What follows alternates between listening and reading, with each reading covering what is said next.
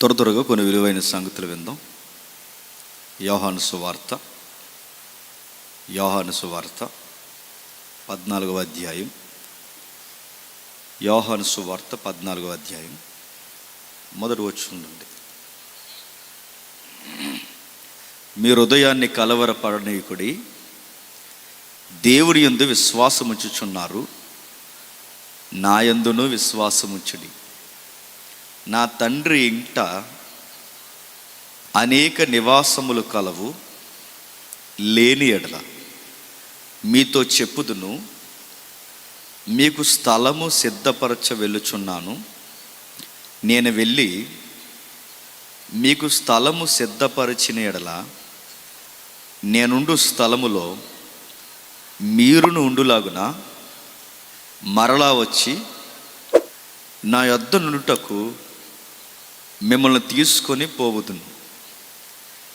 నేను వెళ్ళుతున్న స్థలమునకు మార్గము మీకు తెలియనని. అందుకు తోమ, ప్రభువా, ఎక్కడికి వెళ్ళుచున్నావో మాకు తెలియదే, ఆ మార్గం ఎలాగూ తెలియనని ఆయన అడగగా, యేసు, నేనే మార్గమును సత్యమును జీవమును, నా ద్వారానే తప్ప ఎవడును తండ్రి యొద్దకు రాడు. ఆగుతాం. కొన్ని వాక్య భాగాలు ఎన్నిసార్లు చదువుకున్నా దేవుడు చాలాసార్లు ముఖాముఖిగా మనతో మాట్లాడతాడు. కొన్ని వాక్యాలు మనం ఎన్నిసార్లు తరిసి మరలా మనం చదివితే దేవుని యొక్క ఆయన మనస్సు ఏంటో మనకు అర్థమయ్యేలా మరొక్కసారి మనం స్థిరపరుస్తాం. అలాంటి రాయబడిన పరిస్థితుల్లో ఇదొక పరిస్థితి. ఏం జరుగుతుంది? ప్రభు అయిన యేసుక్రీస్తు వారు సుమారు 30 సంవత్సరాలు తన ఇంటిలో తనకన్నా ఆత్మీయంగా తక్కువగా ఉన్న తన తల్లికి, తన తండ్రి కాని తండ్రికి లోబడి జీవించాడు. తనకన్నా ఆత్మీయతలో తక్కువ ఉన్న వారిని గౌరవించి, వారికి లోబడి ప్రేమించి, వారి మాట 30 సంవత్సరాలు విన్నారు. 30 ఏళ్ళు వయసు నిండిన తర్వాత పూర్తిగా పరలోకమందున్న తండ్రి చిత్తము నెరవేర్చడానికి బహిరంగ పరిచర్యకి వచ్చేసాడు. ఆ బహిరంగ పరిచర్యకు వచ్చిన వెంటనే ఒక టీం ఫామ్ చేశాడు ఆయన. అంటే ఆయనకు ఒక సర్కిల్ ఫామ్ అయింది అన్నమాట. వారిని శిష్యగణాంగం అంట.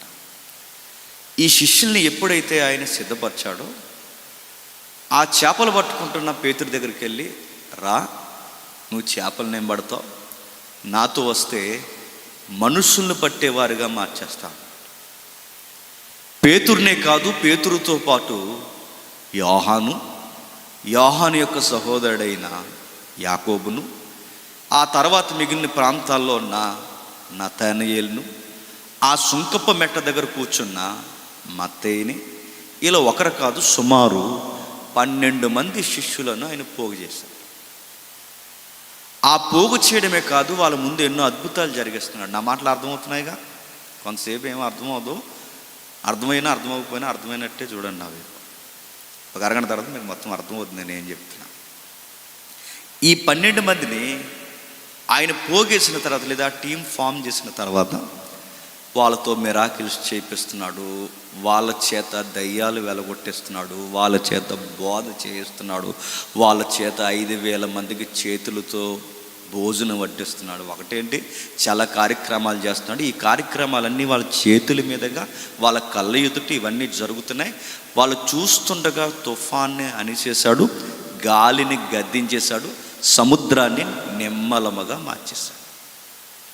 ఇదంతా జరుగుతున్నప్పుడు వాళ్ళ కళ్ళ ముందు వాళ్ళకి అర్థమైపోయింది, ఇక బ్రతికితే ఈయనతో బతకాలనుకునే టైంలో పిడుగు లాంటి ఒక మాట అన్నాడు, ఇంక నేను వెళ్తున్నాను అన్నాడు. అరే, అన్నీ వదిలేసి వచ్చేసారు. ఎవరు వెనకాల? యేసుక్రీస్తు వారు వెనక. వారు చేస్తున్న వృత్తి ఏదైతుందో వృత్తి వదిలేశారు, వలలు వదిలేశారు, వారి వ్యాపారాలు వదిలేశారు, వాళ్ళ తండ్రితో పనిచేస్తున్న అనేకమైన పనులన్నీ వదిలేశారు. ఇప్పుడు వదిలేసి మనుషులు పడదాం రా అని తీసుకొస్తే వారు పనులు, కుటుంబాలు, సంతోషాలు అన్నీ వదిలొచ్చేస్తే సడన్గా ఈయనన్న పిడుగు లాంటి మాట ఏంటంటే, నేను వెళ్తున్నాను అన్న. అంతే.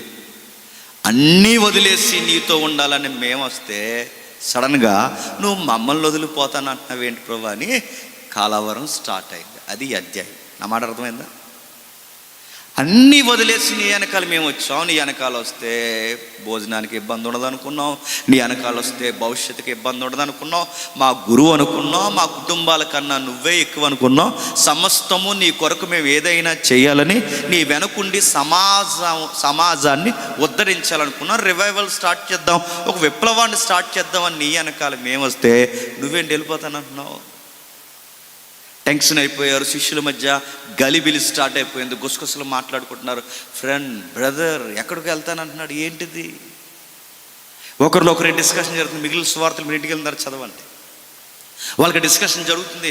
ఏంటి బ్రదర్ వెళ్తానంటున్నాడని. వీళ్ళ గుసగుసలు ఎప్పుడైతే స్టార్ట్ అయినాయో, ఎక్కడికి వెళ్తాడు, ఏం చేస్తాడు, అన్నీ వదిలేసి ఈయన వెనకాల వస్తే ఈయన ఎక్కడికి పోతానంటాడేంటి, రేపు నుంచి మన భవిష్యత్తు ఏంటి?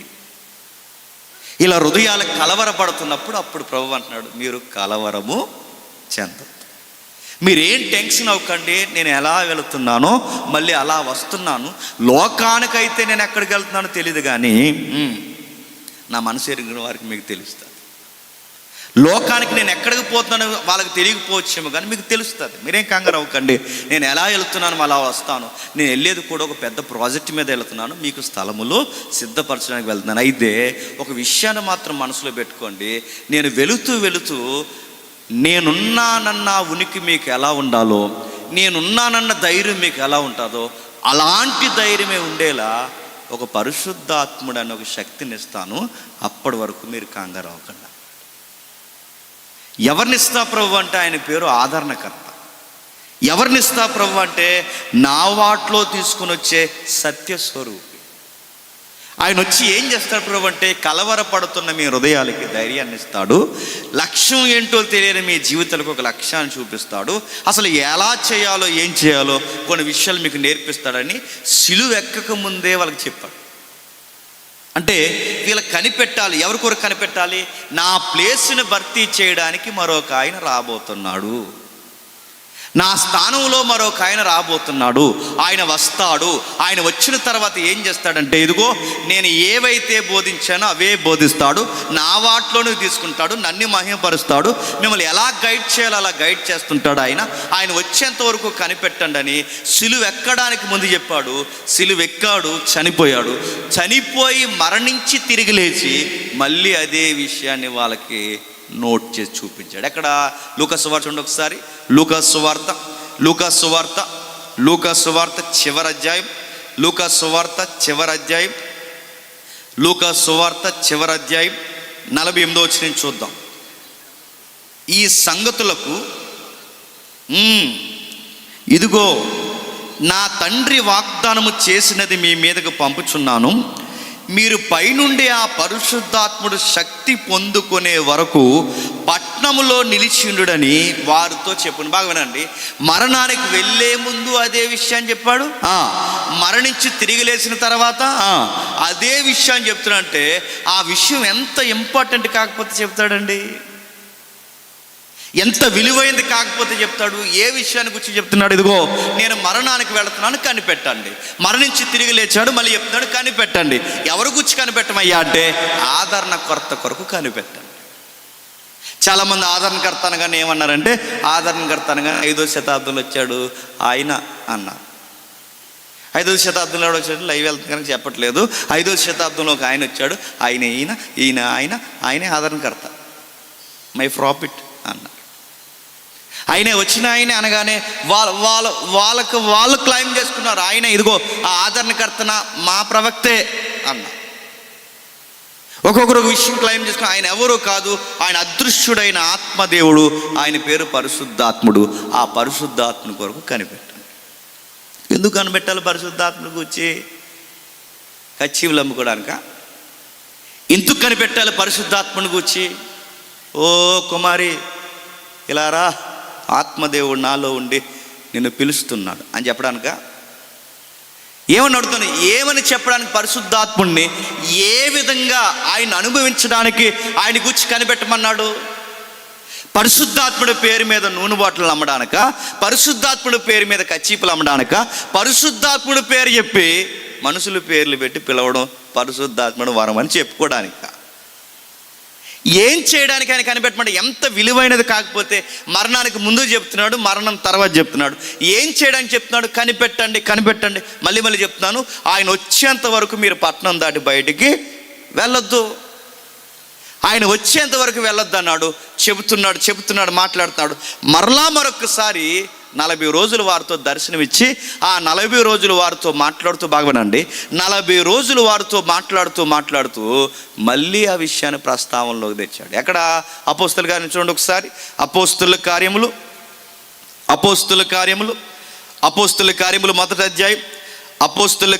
మొదటి అధ్యాయం 4వ వచనం నుండి. ఆయన వారిని కలుసుకొని, ఎప్పుడు కలుసుకొని? మరణించి తిరిగి లేచి పునరుద్ధానం చెందిన ఆ దేవుడు 40 రోజులు వారికి అగపడుచు వారితో మాట్లాడుతున్నాడు. ఏమని? మీరు యెరూషలేము నుండి వెళ్ళక నా వలన వినిన తండ్రి యొక్క వాగ్దానం కొరకు. ఇంతకు లోకవార్తలు చదివాం. ఏమని? తండ్రి వాగ్దానం వచ్చేంత వరకు మీరు పట్టణము దాటిపోవద్దు. మళ్ళీ అదే విషయం ఎప్పుడు చెప్పాడు? మరణించడానికి ముందు చెప్పాడు. ఆ మరణించడానికి ముందు చెప్పిన విషయాన్ని మరణించి తిరిగి లేచిన తర్వాత లూకా సువార్తలో చెప్పాడు. లూకా సువార్తలో చెప్పడమే కాదు, మళ్ళీ 40 రోజులు వాళ్ళకి అగపడుచు అప్పుడు కూడా ఏమని చెప్తున్నాడు? జాగ్రత్త, తండ్రి యొక్క వాగ్దానం కొరకు కనిపెట్టుడి. యోహాను నీళ్లతో బాప్తిజం ఇచ్చిన కానీ కొద్ది దినముల్లో పరిశుద్ధాత్మలో బాప్తిజం పొందురని వారితో చెప్పాడట.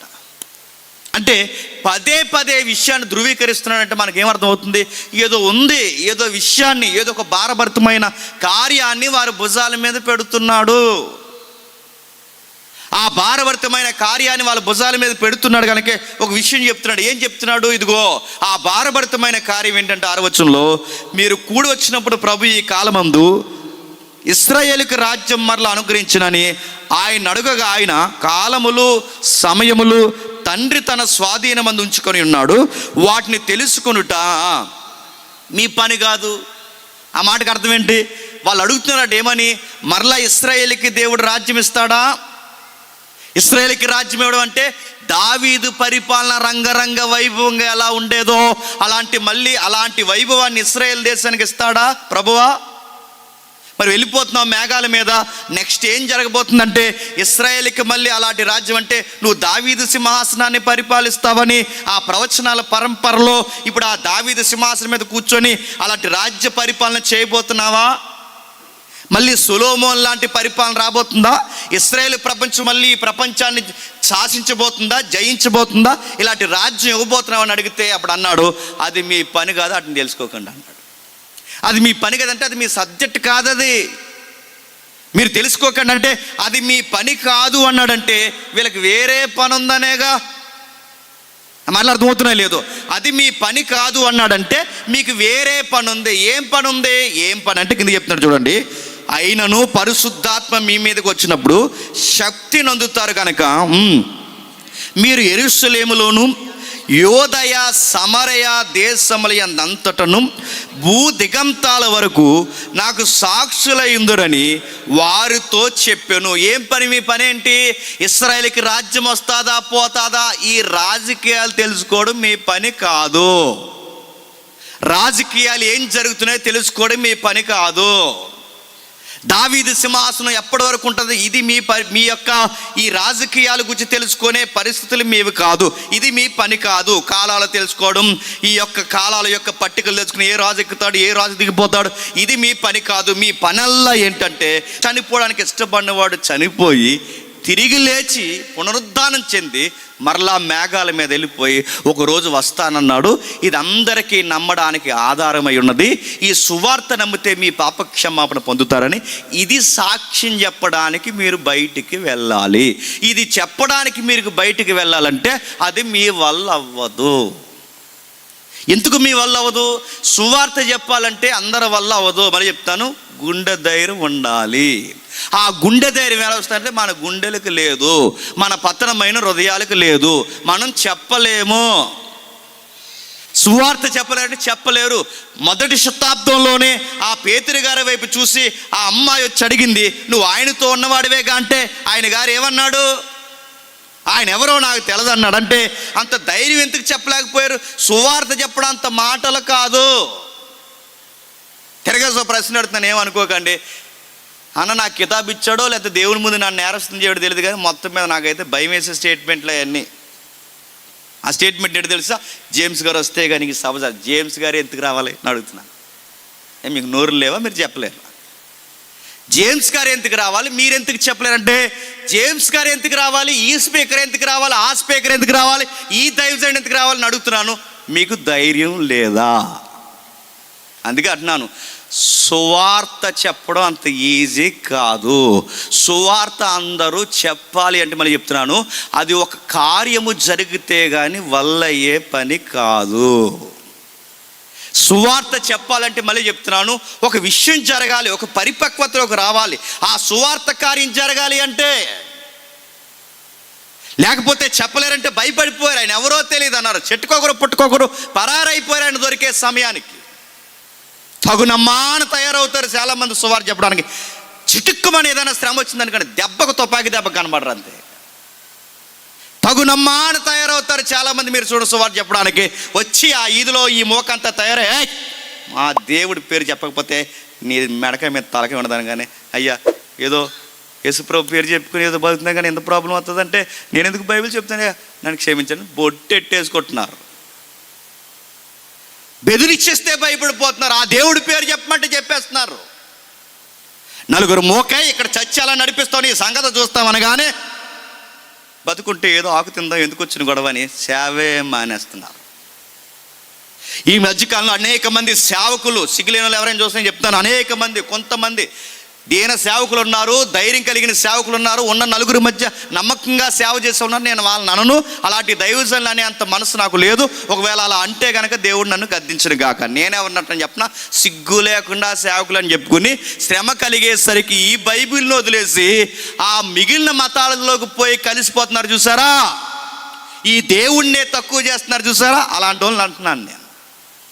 ఎందుకు భయపడుతున్నావు? ఎందుకు అంత కంగారు ఎందుకు అయిపోతుందంటే, ఇది అందరి వల్ల అయ్యే పని కాదు. అందుకే ప్రభువుకు తెలుసు. ఈరోజు యేసు ప్రభు కొరకు చెప్పి రేపు ఆయన ఎవరో నాకు తెలియదని ఈరోజు సువార్త అంటే పరిగెట్టే, రేపు పొద్దున్న సువార్త ఇబ్బంది కలిగేసరికి అయ్యో ఈ సువార్త వల్ల నష్టమే తప్ప ఏమీ లేదని మళ్ళీ ఆ సువార్త నాగడి మీద చేసిన ఎదురుదిరిగి ఇతర మతాల్లోకి పోయి ఇలాంటివి ఎందుకు జరుగుతాయి తెలుసా? గమనించండి. ఇలాంటివన్నీ ఎందుకు జరుగుతాయి తెలుసా? గమనించండి. ప్రభు చెప్తున్నాడు, మీకు ఒక శక్తి లేకపోతే మీరు నిలబడలేరు. మీ శక్తితో, మీ యుక్తితో, మీ జ్ఞానముతో సువార్త చెప్పకూడదు. మీ శక్తితో మీరు సువార్త చేసినా, మీ జ్ఞానంతో మీరు సువార్త చేసినా అది ఎల్లకాలం నిలబడదు. మీరు సువార్త చేసి యెరూషలేము మొదలుకొని భూదిగంతాల వరకు నాకు సాక్ష్యంగా మీరు ఉండాలి అంటే ఖచ్చితంగా మీకు ఒక పవర్ ఉండాలి, ఖచ్చితంగా మీకు ఒక శక్తి ఉండాలి. ఆ శక్తి పరిశుద్ధాత్మను గూర్చినదై ఉండాలి. ఆయన ఉంటేనే నిలబడగలరు. పరిశుద్ధాత్మ లేకపోతే మరి చెప్తున్నాను బొంకుతారు. పరిశుద్ధాత్మను పొందుకుంటే ఏమంటారు చెప్పునా? విన్న వాటిని కన్న వాటిని చెప్పకుండా ఉండలేం, నాగిటి మీద చెయ్యేసిన మేము ఎనుదిరిగి చూడకుండా ఉండలేం, చావైనా బ్రతుకైనా క్రీస్తుకే మా జీవితం అంకితమని బలంగా నిలబడతారు. ఎందుకు చెప్పునా? ఆత్మదేవుడు వారిలో ఉండి వాళ్ళు ఏం మాట్లాడాలో వాళ్ళని రేపుతాడు. అందుకే ప్రభు చెబుతున్నాడు, ఏమంటున్నాడు చూడండి, పరిశుద్ధాత్మ మీ మీదకి వచ్చే వరకు వెళ్ళకండి. ఎందుకంటే మీ నాలెడ్జ్తో, మీ ఎక్స్పీరియన్స్తో మీరు చెప్తే మీరు దెబ్బతింటారు. ఆయన వచ్చేంత వరకు మీరు టౌన్ దాటిపోవద్దు. కనిపెట్టండి, కనిపెట్టండి, కనిపెట్టండి, కనిపెట్టండి. ఆయన వచ్చిన తర్వాత మీరు ఏం చేస్తారంటే భూదిగంతాల వరకు నాకు సాక్షులై ఉండాలి. సాక్ష్యం అంటే ఏంటండి? సాక్ష్యం అంటే ఏంటి? సాక్ష్యాలు చెప్తాను చెప్పి జబర్దస్త్ పోయారు చూసారా? సాక్ష్యం అంటే ఏంటండి? నీకోసం చెప్పడం కాదు. సాక్ష్యం అంటే ఏంటండి? సాక్ష్యానికి తాకట్టు పెట్టి రేట్లు కట్టడం కాదు. సాక్ష్యం అంటే ఏంటండి? 70 ముక్కలు నరికేయడం మా ఆయన చెప్పడం కాదు. సాక్ష్యం అంటే ఏంటండి? చీపురు పట్టుకున్న చేయి నొప్పి వచ్చింది, అది కాదు. సాక్ష్యం అంటే ఏంటండి? ఎలకలు ఎక్కువైపోతే 3 పిల్లలు పంపాడు దేవుడు, ఇది కాదు. సాక్ష్యం అంటే ఏంటండి అడుగుతాను. సాక్ష్యం అంటే చెప్పనా? సువార్త చెప్పడమే సాక్ష్యం. అంటే దాని అర్థం ఏంటి? సువార్త. కొన్ని విషయాలను చెప్తావు. యేసుక్రీస్తు వారు పుట్టారు, యేసుక్రీస్తు వారు మరణించారు, యేసుక్రీస్తు వారు తిరిగి లేచారు. ఈ విషయాలు నువ్వు చెప్తున్నప్పుడు ఎవిడెన్స్ అడుగుతారు. ఎవిడెన్స్ సాక్ష్యం అడుగుతారు. దానికి సాక్ష్యం ఏంటంటే అప్పుడు చెప్పు, నేనే సాక్షిని అని. దానికి సాక్ష్యం ఏంటంటే నా తగాదాలని చెప్పడం కాదు సాక్ష్యం. నేను ఎవరిని గూర్చి అయితే చెబుతున్నానో, నేను ఎవరిని గూర్చి అయితే మాట్లాడుతున్నానో అవి నిజము. ఇదిగో జాగ్రఫికల్గా సాక్ష్యం, హిస్టారికల్గా సాక్ష్యం, ఇవన్నీ జరిగే అనడానికి వాదించడానికి నేనే సాక్ష్యం. ఈయన్ని పొందుకున్న తర్వాత నా జీవితమే సాక్ష్యం అని నువ్వు సాక్ష్యంగా, సువార్తకి సాక్షిగా నిలబడు. నువ్వు సువార్త గురించి ఎక్కడ చెప్తున్నా? సువార్త లేదు. ఇప్పుడు నాకు పెళ్ళి అయిన కొత్తలో ఏం జరిగిందండి? ఏం జరిగింది? రెక్కలు చెగిరిపోయారు మీ భార్య భర్తలు ఇద్దరు. ఏమైంది? ఇది సాక్ష్యం. సాక్ష్యాలు చెప్తున్నారు. సాక్ష్యాలు చెప్పొద్దు అంటలేదు, గమనించండి. సాక్ష్యాలు చెప్పొద్దని కాదు, సువార్త లేకుండా సాక్ష్యం చెప్పొద్దు. సువార్త లేకుండా సాక్ష్యం చెప్పొద్దు. నీ సాక్ష్యము సువార్తతో ముడిపడి ఉండాలి. సువార్త ఏది? సువార్త ఏది? సాక్ష్యాలు చెబితే ఈరోజు అంటున్నాను, ఈ సాక్ష్యాలు ఈరోజు నవ్వులు పోలవుతున్నాయి. ఈ సాక్ష్యాలకి రేట్లు కడుతున్నారు, ఈ సాక్ష్యాలకి రకరకాలు చెప్తున్నారు, ఈ సాక్ష్యాలు ఏవేవో ఎదుగుతున్నారు. సువార్త ఏది? సువార్త ఏది? ఈ సాక్ష్యంలో క్రీస్తు కనబడ్డు. సాక్ష్యం ఎవరు కనబడతారు తెలుసా? ఆ సాక్ష్యం చెప్పిన వాళ్ళు కనబడతారు. మనకి వెతికి దిగిన వెంటనే యేసుప్రభు కనబడుతున్నాడా, లేకపోతే ఇంత శ్రమల నుంచి వచ్చిన ఆ వ్యక్తి నీకు కనబడుతున్నాడా? అందుకే ప్రభు చాలా క్లారిటీగా అన్నాడు, మీరు శక్తిని పొందుతారు, యెరూషలేము, యూదయ, సమరయ దేశమందల అంతటా భూ దిగంతాల వరకు నాకు సాక్షులై ఉందురని వారితో చెప్పును. నా కోసం చెప్పండి, నాకు సాక్షులు. మీ సాక్ష్యం మీకు కాదు. చెప్పండి, మీ సాక్ష్యం నాకు సాక్ష్యం, నా గూర్చి సాక్ష్యం చెప్పండి అన్నట్టుగానే ఎదురు చూశారు. ప్రభు మాటకి తలదించారు. సుమారు 120 మంది మరి ఎన్ని రోజులు కనిపెట్టారు ఆ మేడగదిలో? ఎడతెగక ప్రార్థన చేశారు. అందులో చాలామంది స్త్రీలు ఉన్నారు, అందులో చాలామంది పురుషులు ఉన్నారు. 120 మంది కనిపెడుతూ ప్రార్థన చేశారు. 14 వచనంలో వీరితో కూడా కొందరు స్త్రీలు, యేసు తల్లి అయిన మరియా, ఆయన సహోదరులు ఏక మనసుతో ఎడతెగక ప్రార్థన చేస్తుండే స్త్రీలు, పురుషులు అందరూ కలిసి ప్రార్థన. దేని కొరకు ప్రార్థన? దేవుని రాజ్య స్థాపన జరగాలని ప్రార్థన. దేని కొరకు ప్రార్థన? ఆ వాగ్దానము త్వరగా వారి మీదకి రావాలని ప్రార్థన. దేని కొరకు ప్రార్థన? ఏది పాలెత్తలేదని కాదు. దేని కొరకు ప్రార్థన? సెంటు నేల కలిసి రాలేదని కాదు. దేని కొరకు ప్రార్థన? మేము నమ్మిన నజరేయుడైన యేసు మాటలు త్వరలోనే నెరవేరును గాకను ప్రార్థన. ఆయన చెప్పిన వాగ్దానము త్వరగా మా మీదకి దిగాలని ప్రార్థన. ఈ ప్రార్థనల కొరకు వారి ఆ ప్రార్థన జవాబుల కొరకు కనబడుతున్నారు. ఎడతెగక మనమే కనుక ఎడతెగక ప్రార్థన చేస్తాం అనుకోండి, మనకు ఫోన్ వస్తే ఏం చేస్తామండి? జస్ట్ 5 minutes బ్రదర్ అంట, వెళ్ళిపోతారు. 5 minutesలో అడుగుతున్నాను, ఎడతెగక ప్రార్థన. ఇప్పుడు మనం ప్రార్థన చేద్దామని చేయనిచ్చేలా లేదు. ఇది అర్జెంట్ ఫోన్లు, అర్జెంట్ మ్యాటర్లు, అర్జెంట్ అడుగుతున్నాను. ప్రార్థనలే ఎడతెగక ప్రార్థన చేసింది. వీళ్ళ ప్రార్థన చేసింది సువార్త కొరకే, వీళ్ళ సాక్ష్యం చెప్పేది సువార్త కొరకే, వీళ్ళు ఎదురు చూసేది సువార్త కొరకే. మీరు అల్టిమేట్గా చూడండి, సంఘం యొక్క యాటిట్యూడ్ మీరు గమనిస్తున్నారు లేదో? సువార్త కొరకే ప్రార్థన చేస్తున్నారు, సువార్త కొరకే సాక్ష్యం చెప్తున్నారు, సువార్త కొరకే ఎదురు చూస్తున్నారు. సువార్త అంటే సువార్తలో ఏముంది? క్రీస్తు జనన, మరణ, పునరుద్ధానము, మరలా ఒక రోజు వచ్చి వీళ్ళని తీసుకెళ్తాడని ఎదురు చూపాలి. ఇది జరగడానికి, ఇది జరిగిందని చెప్పడానికి, ఈ సువార్త చెప్పడానికి వాళ్ళు ఎదురు చూస్తారు. అంటే వాళ్ళ అల్టిమేట్ గోల్ అంతేడు తెలుసా? సువార్త. ఈరోజు సువార్త లేదు, ఏముంది చెప్పండి? ఆపోజిట్ చెప్పండి, ఏమనుకోకండి, చెప్పండి. సువార్త లేదు, సోది ఎక్కువైపోయినాయి ఏదికి లేదు. వాళ్ళ గురించి చెప్పుకుంటారు, వాళ్ళ పిల్లల గురించి చెప్పుకుంటారు, వాళ్ళ భార్య కోసం చెప్పుకుంటారు, వాళ్ళ ఆయన కోసం చెప్పుకుంటారు, ఎవరు మై కట్టుకుంటే వాళ్ళ కోసం చెప్పుకుంటారు. ఇంకా మేము ఎలా సేవలోకి వచ్చామంటే అలా వచ్చాం అనగానే మీరు అందరూ ఇలాగెళ్ళి తుడిచేసుకుని ఇలాంటి దీన సేవడు ఇంకా మా భూమి మీద ఇంకా ఎక్కడ దొరకలేదు మాకు చెప్పండి ఏమంటారు? కిడ్నీ ఇచ్చేయమంటారా అంటారు మీరు. అంతే కదా? రకరకాలు నడుతున్నారు. ఏది మీ సెల్ఫ్ ఎక్కువైపోతుంది, మీ సోది ఎక్కువైపోతుంది. సువార్తేది ఎక్కడైతే మళ్ళీ చెప్తున్నానండి, ఏదికి ముఖంగా చెప్తున్నాను, ఎవరికి నచ్చినా నచ్చకపోయినా. ఎందుకంటే మనం సత్యం చెప్తాం కనుక చాలామందికి నచ్చకపోవచ్చు. ఎక్కడ సువార్తలో క్రీస్తు కనుమరుగవుతాడో అక్కడ క్రీస్తుండడు, పరిశుద్ధాత్ముడు ఉండడు. ఎక్కడైతే సువార్త కనుమరుగవుతుందో క్రీస్తు ఉండడో అది సంఘం అవ్వదు, సంత అవుతుంది. జస్ట్ ఏదో ట్రెడిషనల్గా కూడుకుంటున్నారు, వెళ్ళిపోతున్నారు తప్ప అంతకు మించి ఏమీ లేదు. కొన్ని మీటింగ్స్ చూస్తుంటే వేల మంది మీటింగ్స్ వస్తారండి. ఆ వేల మంది మీటింగ్స్లో ఆయన ఏం చెప్తారంటే ఏం చెప్పడు.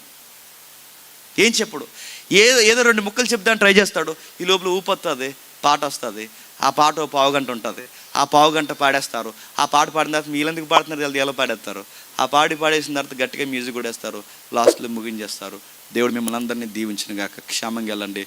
మిగిలిన కార్యము రేపు మాట్లాడుకుందాం. ఈరోజు ఏం మాట్లాడారు? రేపు మాట్లాడడానికి మాతో సువార్త ఏది? సువార్త లేదు. సాక్ష్యాలలో సువార్త లేదు, సభలలో సువార్త లేదు, సంఘాలలో సువార్త లేదు, ఎక్కడికి పొండి సువార్త లేదు. చివరికి పాటల్లో కూడా సెల్ఫ్ ఉంది, సువార్తలు లేవు. ఎక్కడ మీరు చూడండి సువార్త కనుమరుగయ్యింది. ప్రభు ఏదైతే శిలాశాసనంగా సంఘానికి చెప్పాడో, ఏది చేయమన్నాడో దాన్ని చెయ్యడానికి శిష్య బృందాలను రెడీ అవ్వమన్నాడో ఈరోజు అది లేదు. కానీ ఆది సంఘం సిద్ధమైంది. సువార్త చేయడానికి, శక్తిని పొందడానికి కనిపెడుతున్నారు. అనుకున్నట్టుగానే పెంతెకొస్తు దినాన్న వాళ్ళు ఎదురు చూసిన వాగ్దానం భూమి మీదకి వచ్చేసింది. వాగ్దానం. నా తండ్రి వలన మీకు ఇస్తున్న వాగ్దానం, నా తండ్రి వలన మీకు ఇస్తున్న వాగ్దానం. ఇందాక లూకా సువార్తలో వాగ్దానం, ఇందాక యోహాను సువార్తలో వాగ్దానం, ఆదరణ పుత్రుడు. ఇక్కడ లూకా రాసిన మరొక అపోస్తల కార్యములో తండ్రి యొక్క వాగ్దానం అంటే ఏంటి చెప్పండి?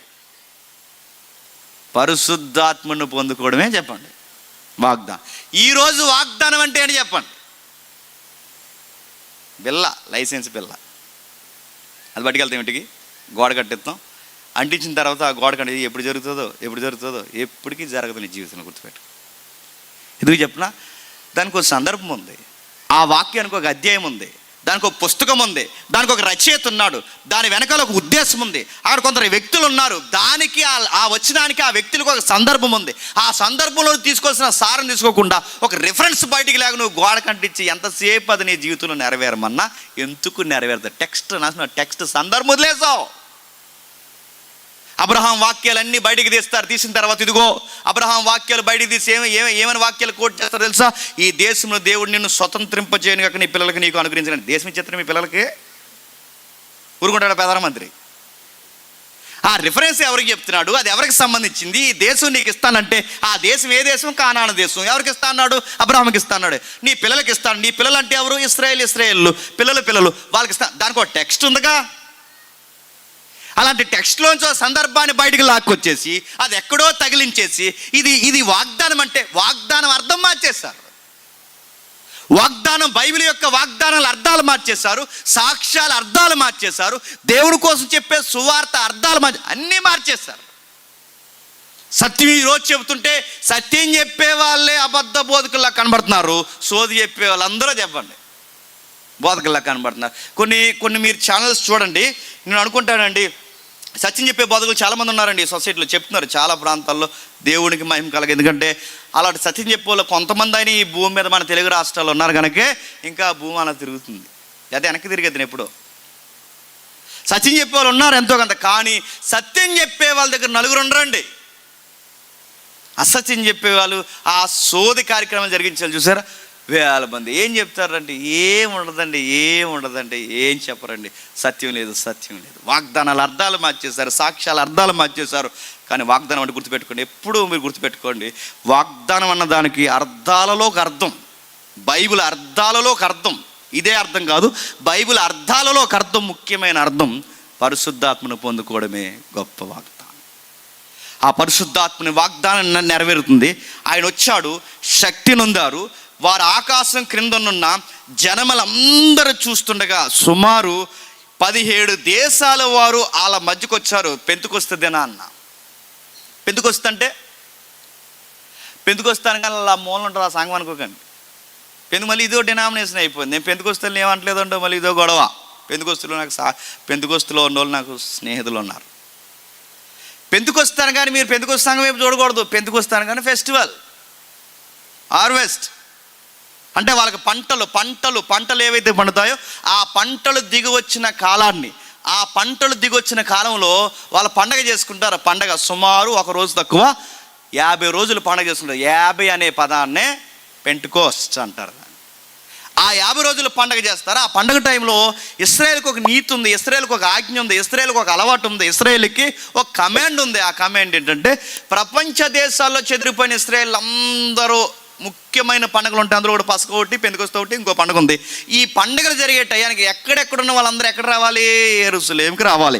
సరిగ్గా వాళ్ళు యెరూషలేం పండుగ టైంకి వచ్చే టైం కంటే ఈ చెదిరిపోయిన ఇశ్రాయేల్ 17 దేశాల నుంచి వచ్చి సరిగ్గా వాళ్ళ ఆ పండుగ టైంకి వచ్చే సమయానికి అదే పండుగ టైంలో ఎవరు దిగారు? పెంతెకొస్తున్నాడు, పరిశుద్ధాత్ముడు దిగారు. అందరూ పండగకు వచ్చారు. లక్షల మంది పండగకు వచ్చారు. ఆ లక్షల మంది సుమారు కొంతమంది 20 లక్షల మంది అంటారు, కొంతమంది 30 లక్షల మంది అంటారు. మొత్తం మీద సంఖ్య ఏదైనా లక్షల మంది అయితే వచ్చారు అక్కడికి. ఆ లక్షల మంది ఆ టౌన్ అంతా నిండిపోయి కిక్కిరిసిపోయారు. ఈ జనాలందరూ చూస్తుండగా ఈ 120 మంది, అందులో 12 మంది అందరూ కలిసి పరిశుద్ధాత్మతో కొత్త భాషలు మాట్లాడుతున్నప్పుడు అందరికీ వింత అయిపోయింది. ఏం మాట్లాడుతున్నారు? కొత్త భాషలు ఏం మాట్లాడుతున్నారు? వాళ్ళు మాట్లాడుతున్న భాషల్లో ఏముంది? మళ్ళీ చెప్పండి. సాక్ష్యంలో ఏముంది? చెప్పాలి. మళ్ళీ మొదలెడతాను, చెప్పలేదని చెప్తున్నాను. సాక్ష్యంలో ఏముంది? వాగ్దానంలో ఏముంది? వాళ్ళ దర్శనాల్లో ఏముంది? వాళ్ళ ప్రార్థనలో ఏముంది? అన్నిట్లో ఏముంది? ఇప్పుడు భాషలు మాట్లాడడంలో కూడా ఏముండాలి? అది ఈరోజు భాషల్లో ఏముంది? అర్థమవుతలేదు. ఆయన ఏదో అంటాడు అని భయం అవుతుంది ప్రశ్నించాలంటే. ఒకసారి తిడుతున్నాడో లేదా ఏమంటున్నాడో పిలుస్తున్నాడో అర్థమవుతలేదు. భాషల మీద మళ్ళీ అది పెద్ద కాంట్రవర్సీ వదిలేయండి. ఆ రోజు భాషల్లో కూడా సువార్త ఉంది. ప్రజలకు అర్థమయ్యే సరళమైన సువార్త. ఎవరి భాషల్లో వారికి అర్థమయ్యే ఏం చెప్తున్నారట? వారు సువార్త చెప్తున్నారు, మాట్లాడుతున్నారు. అందరూ మాట్లాడుతున్నారు, అందరూ సువార్త చెప్తున్నారు, అందరూ మాట్లాడుతున్నారు, అందరూ సువార్త చెప్తున్నారు. అందరూ భాషలు మాట్లాడారు కానీ కొసమరిపోయింది చెప్పనా? ఒక ఆయన మాత్రం మాతృభాషలో మాట్లాడుతున్నాడు. ఆయన పేరు పేతురు. అందరూ మాట్లాడారు. ఈయన మాత్రం సొంత భాషలు, అంటే వచ్చిన వాళ్ళందరూ 17 దేశాల నుంచి వచ్చారు కనుక ఈ 17 దేశాల వారికి రకరకాలుగా అర్థమయ్యేలా, రకరకాల జాతులు ఎవరైతే ఉన్నారో వాళ్ళందరికీ అర్థమయ్యేలా 120 మందిలో చాలామంది మాట్లాడుతున్నారు. కానీ ఒక్క ఆయన మాత్రం వీళ్ళకి అర్థం కాకుండా కొంతమంది నిలబడిపోయారు. ఎందుకంటే వీళ్ళకి మాతృభాష తప్ప మిగిలిన భాష రాదు. అక్కడ వరకు ఎందుకు? వీళ్ళకి అరమిక్కే రాదు. ఎవరికి? ఈ కానాను ఎబ్రీలకి ఎబ్రీ తప్ప వాళ్ళ సొంత భాషలోంచి విడిపోయిన కామన్ లాంగ్వేజ్ ఉంది. మార్కెట్ లాంగ్వేజ్ అంటారు దాన్ని. మార్కెట్ లాంగ్వేజ్ అంటే తెలుగులోనే అర్థం కాని ఇంకా దిగువ తెలుగులు ఉన్నాయి, తెలుసు కదా. ఇప్పుడు మన భాష ఉందా? తెలుగులో చాలా రకాలు ఉన్నాయి, తెలుసా? మీరు కొన్ని ఏరియాలకు వెళ్ళండి, అలా ఏం మాట్లాడుతున్నారో అర్థమవుదు. తెలుగే ఎందుకే మాట్లాడేది, కానీ మనకు అర్థమవుతుంది. ఎందుకంటే ఆ భాష దిగే కొలది ఏమవుతుందంటే సరళత తగ్గిపోతుంది. అంటే ఎబ్రీలో నుంచి విడిపోయిన భాష మళ్ళీ అరమిక్కు ఉంది, లేదా అరమిక్కులోంచి కాకపోయినా ఆ ప్రాంతీయంగా కలిసిపోయిన సామాన్యులు మాట్లాడుకునే భాష, అది కూడా వాళ్ళకి అర్థమవుతుంది. అందుకే వాళ్ళతో కలిసిపోయిన భాష వాళ్ళకి అర్థమవట్లేదు, మిగిలిన దేశాల భాష వాళ్ళకి అర్థమవట్లేదు. అందుకే వాళ్ళకి అర్థమయ్యేది ఏముందంటే ఎబ్రీ మాత్రమే అర్థమవుద్ది. ఈ అర్థం కాని వాళ్ళు అందరూ అన్నారట, తాగొస్తారు వీళ్ళందరూ అన్నారట. తాగొచ్చారు అందరూ, తాగేసి మాట్లాడుతున్నారు. అంటే తాగొచ్చేసారన్న సర్టిఫికేట్ వాళ్ళు ఎందుకు ఇచ్చారు చెప్పినా? తాగొచ్చారన్న సర్టిఫికేట్ వాళ్ళు ఎందుకు ఇచ్చారంటే, వాళ్ళు తాగొచ్చారన్న సర్టిఫికేట్ అనడానికి వీళ్ళకి అర్థం కావట్లేదు కనుక ఏమన్నారు చెప్పండి? తాగొచ్చారన్నారు. అప్పుడు అన్నాడు, తాగొస్తే అలా ఎందుకు మాట్లాడతారని అర్థమయ్యే భాషలో పేతురు గారు మాట్లాడుతున్నారు. వాళ్ళ కొత్త మద్యం ఏం తాగలేదు, అర్థమయ్యేలా నేను మాట్లాడుతాను. వాళ్ళు ఏం మాట్లాడుతున్నారంటే, ఓ విషయం చెప్తున్నాను వినండి. వాళ్ళు ఏం మాట్లాడుతున్నారంటే, ఏవేలు చెప్పాడే అది ఇదే, ఏవేలు ప్రవచనాలు చెప్తాడు, భాషలు మాట్లాడతారని చెప్పారే అది ఇదే నెరవేరుతుంది. చూడండి, వాళ్ళు చెప్తున్నది ఎవరి గురించి? మీరు సిలువేశారే, మీరు సిలువెక్కించారే, ఆయన తిరిగి లేచాడే, ఆ నజరేయుడైన యేసుని మీరు ద్వేషించారే, ఆయన గురించే వాళ్ళు మాట్లాడుతున్నారు. అది కూడా నేనే మాట్లాడుతాను, మీకు అర్థం కావట్లేదని ఒక పెద్ద ప్రసంగం చెప్పాడు. ఎవరు? పేతురు గారు. ఆ ప్రసంగం అంతా విన్న తర్వాత 38లో ఏం జరుగుతుందో చూడండి. పేతురు, క్షమించండి 37వ వచనంలో, వారు ఈ మాటలు విని హృదయంలో నొచ్చుకొని, సహోదరులారా మేము ఏమి చేద్దామని పేతురుని అడగా, కడమ అపోస్తులు అడగగా, పేతురు మీరు మారు మనసు పొంది పాప క్షమాపణ నిమిత్తము ప్రతివాడు యేసుక్రీస్తు నామమున బాప్తిజం పొందుడి, అప్పుడు మీరు పరిశుద్ధాత్మను వరము పొందుదురు. ఏమంటున్నాడండి? ఏమంటున్నాడు? మేము ఏ వరమైతే పొందుకున్నామో చెప్పండి, అదే వరాన్ని మీకు ఇస్తాడు. మేము ఏ వాగ్దానం అయితే పొందుకున్నామో అదే వాగ్దానాన్ని దేవుడు మీకు ఇస్తాడు. వాళ్ళు అడిగారట ప్రసంగం అర్థమైన తర్వాత, ఏం చేయమంటారు? ఈ మాటల్లో హృదయంలో నొచ్చుకొని మేము ఏం చేయాలని అడిగినప్పుడు వాళ్ళు అన్నారట, అపోస్తులు వాళ్ళందరూ కలిసి అడగ వాళ్ళు అన్నారట, ఏమన్నారంటే, పాప క్షమాపణ నిమిత్తము ప్రతి వాడు యేసుక్రీస్తు నామమున బాప్తిస్మం. అంటే ఒక ప్రసంగం విన్న తర్వాత విన్న వాళ్ళకి ఏమనిపించాలి తెలుసా? మన దగ్గర ఒప్పుకోకపోయినా ఒక ప్రసంగం విన్న తర్వాత విన్న వాళ్ళకి ఏమనిపించాలంటే, నిజంరా, వాక్యానుసారంగా మనం లేవురా అనిపించాలి వాళ్ళు. ఒక ప్రసంగం విన్న తర్వాత సాధారణమైన వ్యక్తికి ఏమనిపించాలి అంటే, నిజమే వాక్యానుసారంగా లేం, నిజమే వాక్య ప్రకారంగా లేం, నిజమే దేవుని దృష్టికి పాపాత్ములుగా ఉన్నామని ఏ శ్రోతలైతే ఒప్పుకుంటారో ఆ ప్రసంగికుడు మంచి ప్రసంగం చేసినట్టు. ఎవరైతే పాపాన్ని గుచ్చి నొప్పి లేకుండా సభల్లో నుంచి సంఘాల్లోంచి వెళ్ళిపోతున్నారో అక్కడ మబ్బి పెట్టే ప్రసంగాలు చెబుతున్నారని అర్థం అండి. ఆ రోజు వాళ్ళు చెప్పిన ప్రసంగాలకి, వాళ్ళు చెప్పిన సాక్ష్యానికి, వారిచ్చిన ఆ యొక్క వాక్య సందేశానికి మారిపోయారు. 3000 మంది మారిపోయి ఏం చేశారు? 3000 మంది మళ్ళీ 31st నైట్కి రండి బడగాన పెట్టుకుందాం అన్నారా? ఏం చేశారు? 3000 మంది మారిపోయిన తర్వాత ఏం చేశారు చెప్పండి? సోమవారం నుంచి శనివారం వరకు మీ ఇష్టం వచ్చినా తిరగండి, ఆదివారం మాత్రం కడిగేసుకోవడానికి రొట్టె ద్రాక్షరసం ఇస్తున్నాం, జాగ్రత్తగా కళ్ళు మూసుకుని, మీ అందరూ కళ్ళు మూసుకుని, మీరు కూడా కళ్ళు మూసుకుని తీసుకోండి అని రమ్మన్నాడా? మొత్తం ప్యాటర్న్ మారిపోయింది కదండి ఇప్పుడు. ఆ రోజు ఏం చేశారు? 3000 మంది బాప్తిజం పొందిన తర్వాత ఇంచుమించు 41 వచనంలో, కాబట్టి అతని వాక్యం అంగీకరించిన వారు బాప్తిజం పొందిరి, ఆ దినమంతా ఇంచుమించు 3000 మంది చేర్చబడరి. వీరు అపోస్తుల బోధ యందును, సహవాసమందును, రొట్టె విరుచుట యందును, ప్రార్థన చేయటి యందును ఎడతెగక ఉండేరి. బాగా వినాలి, నువ్వు వాక్యంలో ఉన్నావని గుర్తు చెప్పిన, సహవాసానికి దూరంగా ఉండకూడదు, రొట్టె కార్యక్రమానికి దూరంగా ఉండకూడదు, బోధలో రోజు రోజుకి నీకు నిపుణత పెరగాలి, సహవాసంలో బలపడాలి, రొట్టె విరిసే కార్యక్రమంలో మిస్ అవ్వకుండా ఖచ్చితంగా పాలు పంపులు పొందాలి.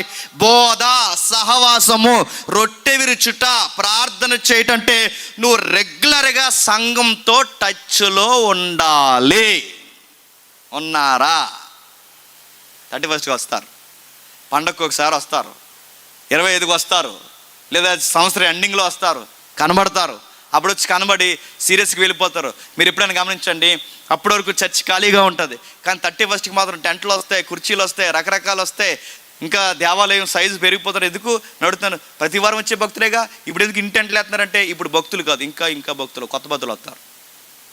ఆ భక్తులు పాత భక్తులే, కానీ సంవత్సరంకి ఒకసారి హాయ్ అని చెప్పడానికి వస్తారు. ఎవరికి? దేవునికి.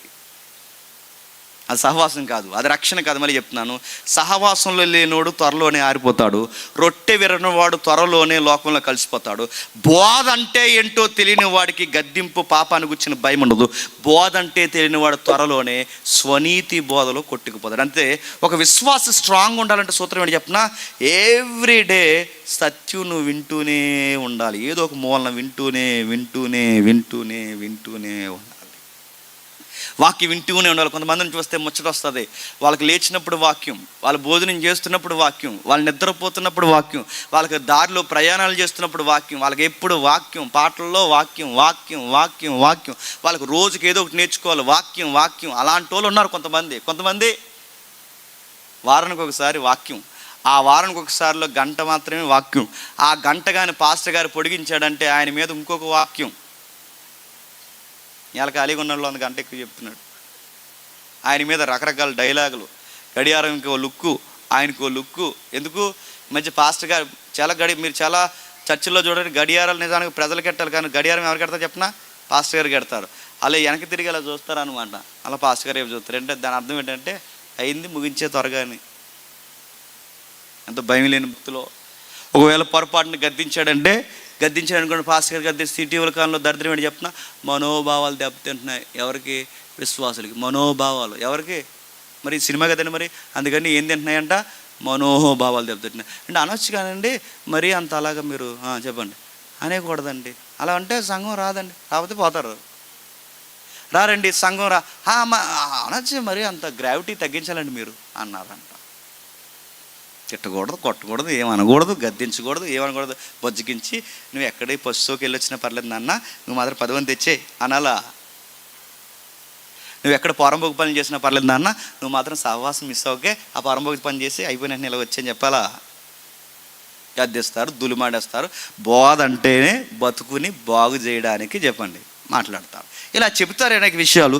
అలా చెబుతున్నారు. సంఘం ఏమైందట, ఇలా చెప్పేకూడదు, బాగుందంటే సత్యం చెప్పేకూడదు. అనేక మహత్కార్యాలు, సూసుక్రియలు, ప్రతి వానికి భయము, ప్రతి దినము వాళ్ళ దేవాలయంలో తప్పక కూడుకొనచ్చు. ఇంటింట రొట్టె, దేవాలయం కూడుకుంటున్నారు, ఇంటింట రొట్టె అంటే వాళ్ళ లవ్ ఫీస్టులు జరుగుతున్నాయి. ఈరోజు మీ ఇంటికి భోజనంగా వస్తాం అనేవారట. సంఘానికి ఉండాలండి మంచిగా. ఈరోజు మేమంతా ఫ్యామిలీతో, కుటుంబాలతో మీ ఇంటికి వస్తున్నాం, మీ ఇంట్లో కొంచెంసేపు గడుపుతాం. ఆ రోజుల్లో ఫస్ట్ సెంచరీ హిస్టరీ చెప్తున్నాను.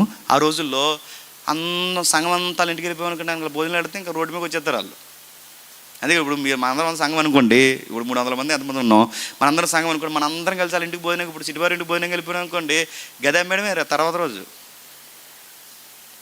అదే కదండి, మీ అందరు కలిసి మా ఇంటికి వచ్చారనుకోండి, టిఫిన్కి అయిపోతుంది నాకు ఇంకా సోకంతా.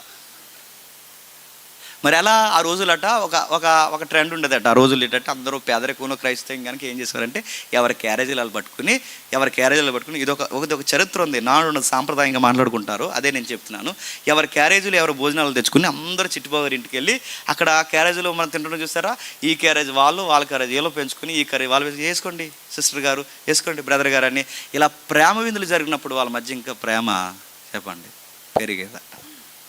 ఇలా ప్రేమ విందులు జరిగేవి, చక్కగా కలిసి ఉండేవారు, ప్రభురాత్రి భోజనంలో కలిసి ఉండేవారు, ప్రేమ విందుల్లో కలిసి ఉండేవారు. అక్కడ మాట చూడండి, ఆనందముతో ఉండేవారు. ఈ భూమి మీద ఎప్పటికీ కొనలేదేంటి చెప్పనా, ఈ భూమి మీద ఎప్పటికీ డబ్బుతో కొనలేదు ఏంటి చెప్పనా, దేవుళ్ళు ఉండే ఆనందాన్ని ఎప్పుడు డబ్బుతో కొనలేము, గుర్తుపెట్టుకో. ఈరోజు కోట్ల రూపాయలు ఉన్న మనశ్శాంతి లేని ఉన్నారు మీరు చూడండి, ఎకరాలున్న మనశ్శాంతి లేని ఉన్నారు చూడండి. ఎందుకంటే వాళ్ళ పీస్ఫుల్ లైఫ్ ఎదుగుతున్నారు. వాళ్ళు మనశ్శాంతి ఎక్కడ దొరుకుతుంది. అందుకే డ్రింక్ చేస్తుంటారు, వ్యభిచారాలు చేస్తుంటారు, నైట్ క్లబ్బులకు పోతుంటారు, ఎక్కడెక్కడో వాళ్ళ మనశ్శాంతి ఎదుర్కొంటారు. ఎక్కడైనా దూరంగా పోయి కొన్ని రోజులు ఉండి వద్దామని, ఎందుకంటే మనశ్శాంతి కావాలి. కానీ అన్నిటికన్నా గొప్ప ఆనందం ఎక్కడ ఉంటుంది చెప్పిన, ఆ దేవుడు, ఆ సహవాసం, ఆ వాక్యము, ఆ రొట్టె విరచడం, ఆత్మీయులతో మాట్లాడుకోవడం, సరదాగా వాళ్ళతో కొన్ని విషయాలు పంచుకోవడం, ఇదంతా గొప్ప ఆనందం అంది. ఇది అనుభవించడం తప్ప ఎవరికి అర్థమవుతుంది. అలాంటి ఆనందం అంతా వాళ్ళు కలిగి ఉన్నారట. ఆనందంతోనూ నిష్కాపటమైన హృదయముతోనూ ఆహారము పుచ్చుకొనిచుండి. ఎవరికి కూడా చూడండి ఆ పగలు, ప్రతీకారాలు, అసూయలు లేవట. ఆ సరిగ్గా ఎక్కడ లేవంటే భోజనాల దగ్గర లేవంట. నిష్కాపటమైన హృదయంతో ఆహారం పుచ్చుకొనొచ్చు అంటే ఆహారాల దగ్గర గొడవలు వచ్చేస్తాయి అంటే ఎందుకు రావు? ఇలాగే మేము అందరం ఇది బాగుందని చెప్పి మేము తొలినాళ్ళలో సువార్తకి వెళ్ళినప్పుడు మేము అందరం క్యారేజీలు, ఎవరి క్యారేజ్ పట్టుకుని వెళ్తే కొంతమంది ఉండేవారు, ఆడుకూర ఏంటి ఈడుకూర ఏంటి అని చూసేవారు. చూసిన తర్వాత ఏం చేశారంటే ప్రతిసారి ఒక పెద్ద ఆయన ఈ గుడ్లు కూర తెచ్చేవాడు. సరిగ్గా ప్రార్థన చేసే టైంలో ఎవడొకటి ఏం చేసినా గుడ్డు తీసేవారు. ఆ గుడ్డు తీసేస్తే నీకు బాధ అయిపోయి ఏం చేశాడంటే ఈసారి గుడ్డు కళ్ళు మూసుకుని లోపల తీసేస్తున్నారు కనుక గుడ్డు మీద వేలెట్టి ప్రార్థన చేసేవాడు. చికెన్ తెస్తే చికెన్ మొక్క మీద ఎట్టి ప్రార్థన చేసేవాడు. ఆ రోజుల్లో అలా లేరట. వాళ్ళు ఏం చేస్తారు చెప్పనా, నీకు నువ్వు తింటావు ఈరోజు, ఇదిగో నువ్వు వేసుకో, నువ్వు తిను. ఒకరికొకరు పంచుకొని ప్రేమలో వడ్డించుకొని ఒకరికొకరు కలిసిపోయి ఆహారం పుచ్చుకోవడంలో కానీ, ప్రార్థన చేయడంలో కానీ, ఒకరి దుఃఖాలు ఒకరు పంచుకోవడం కానీ ఇలా జరుగుతున్నప్పుడు ప్రభు రక్షణ పొందుచున్నవారు ప్రభు రక్షణ పొందుచున్న వారిని అనుదినము వారితో చేర్చుకొనిచుంటారు. చాలామంది పెరిగిపోతున్నారంట. అంటే ఈ సహవాసం ప్రేమ, మీరు మళ్ళీ చెప్తాను, ఇదే వచనాన్ని ఉన్నట్టుగా నిష్కాపట్యముగా ఇలానే మనం బిహేవ్ చేస్తే సంఘం ఏమవుతుందో చెప్పనండి, రోజుకు పెరిగిపోతుంది. ఇదే సీక్రెట్. ఎప్పుడైతే దీన్ని ఇలా మెయింటైన్ చేస్తామో రోజుకి పెరిగిపోతుంది. కుమరపురంలో ఉన్నారనుకోండి, రోజుకి సంఘం ఏమవుతుంది చెప్పనా, నాశనం అయిపోతుంది.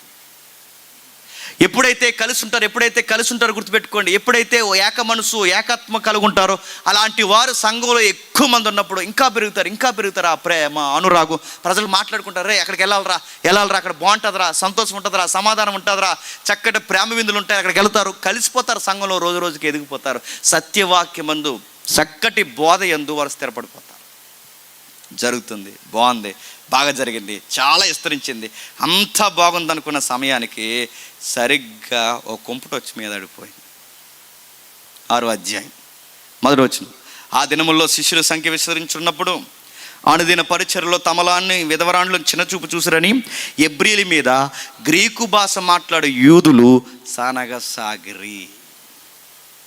ఎక్కడ జరుగుతుందంట? అనుదిన పరిచర్యలోని గొడవలు వచ్చాయట. అనుదిన పరిచర్య అంటే వాళ్ళకి భోజన కార్యక్రమాలు జరుగుతాయి కదండి, ఆ భోజన కార్యక్రమాల్లో గొడవలు వచ్చినాయి అంట. నేను చాలాసార్లు చెప్పిన సామెత మీకు కూడా చెప్తాను, ఏమనుకోకుండా ఒకసారి వినండి. ఎక్కడైనా మీరు గమనించండి, నలుగురు ఉన్నప్పుడు బాగానే ఉంటామండి, 40 మంది ఉన్నప్పుడు బాగానే ఉంటామండి, 400 మంది ఉన్నప్పుడు బాగానే ఉంటామండి.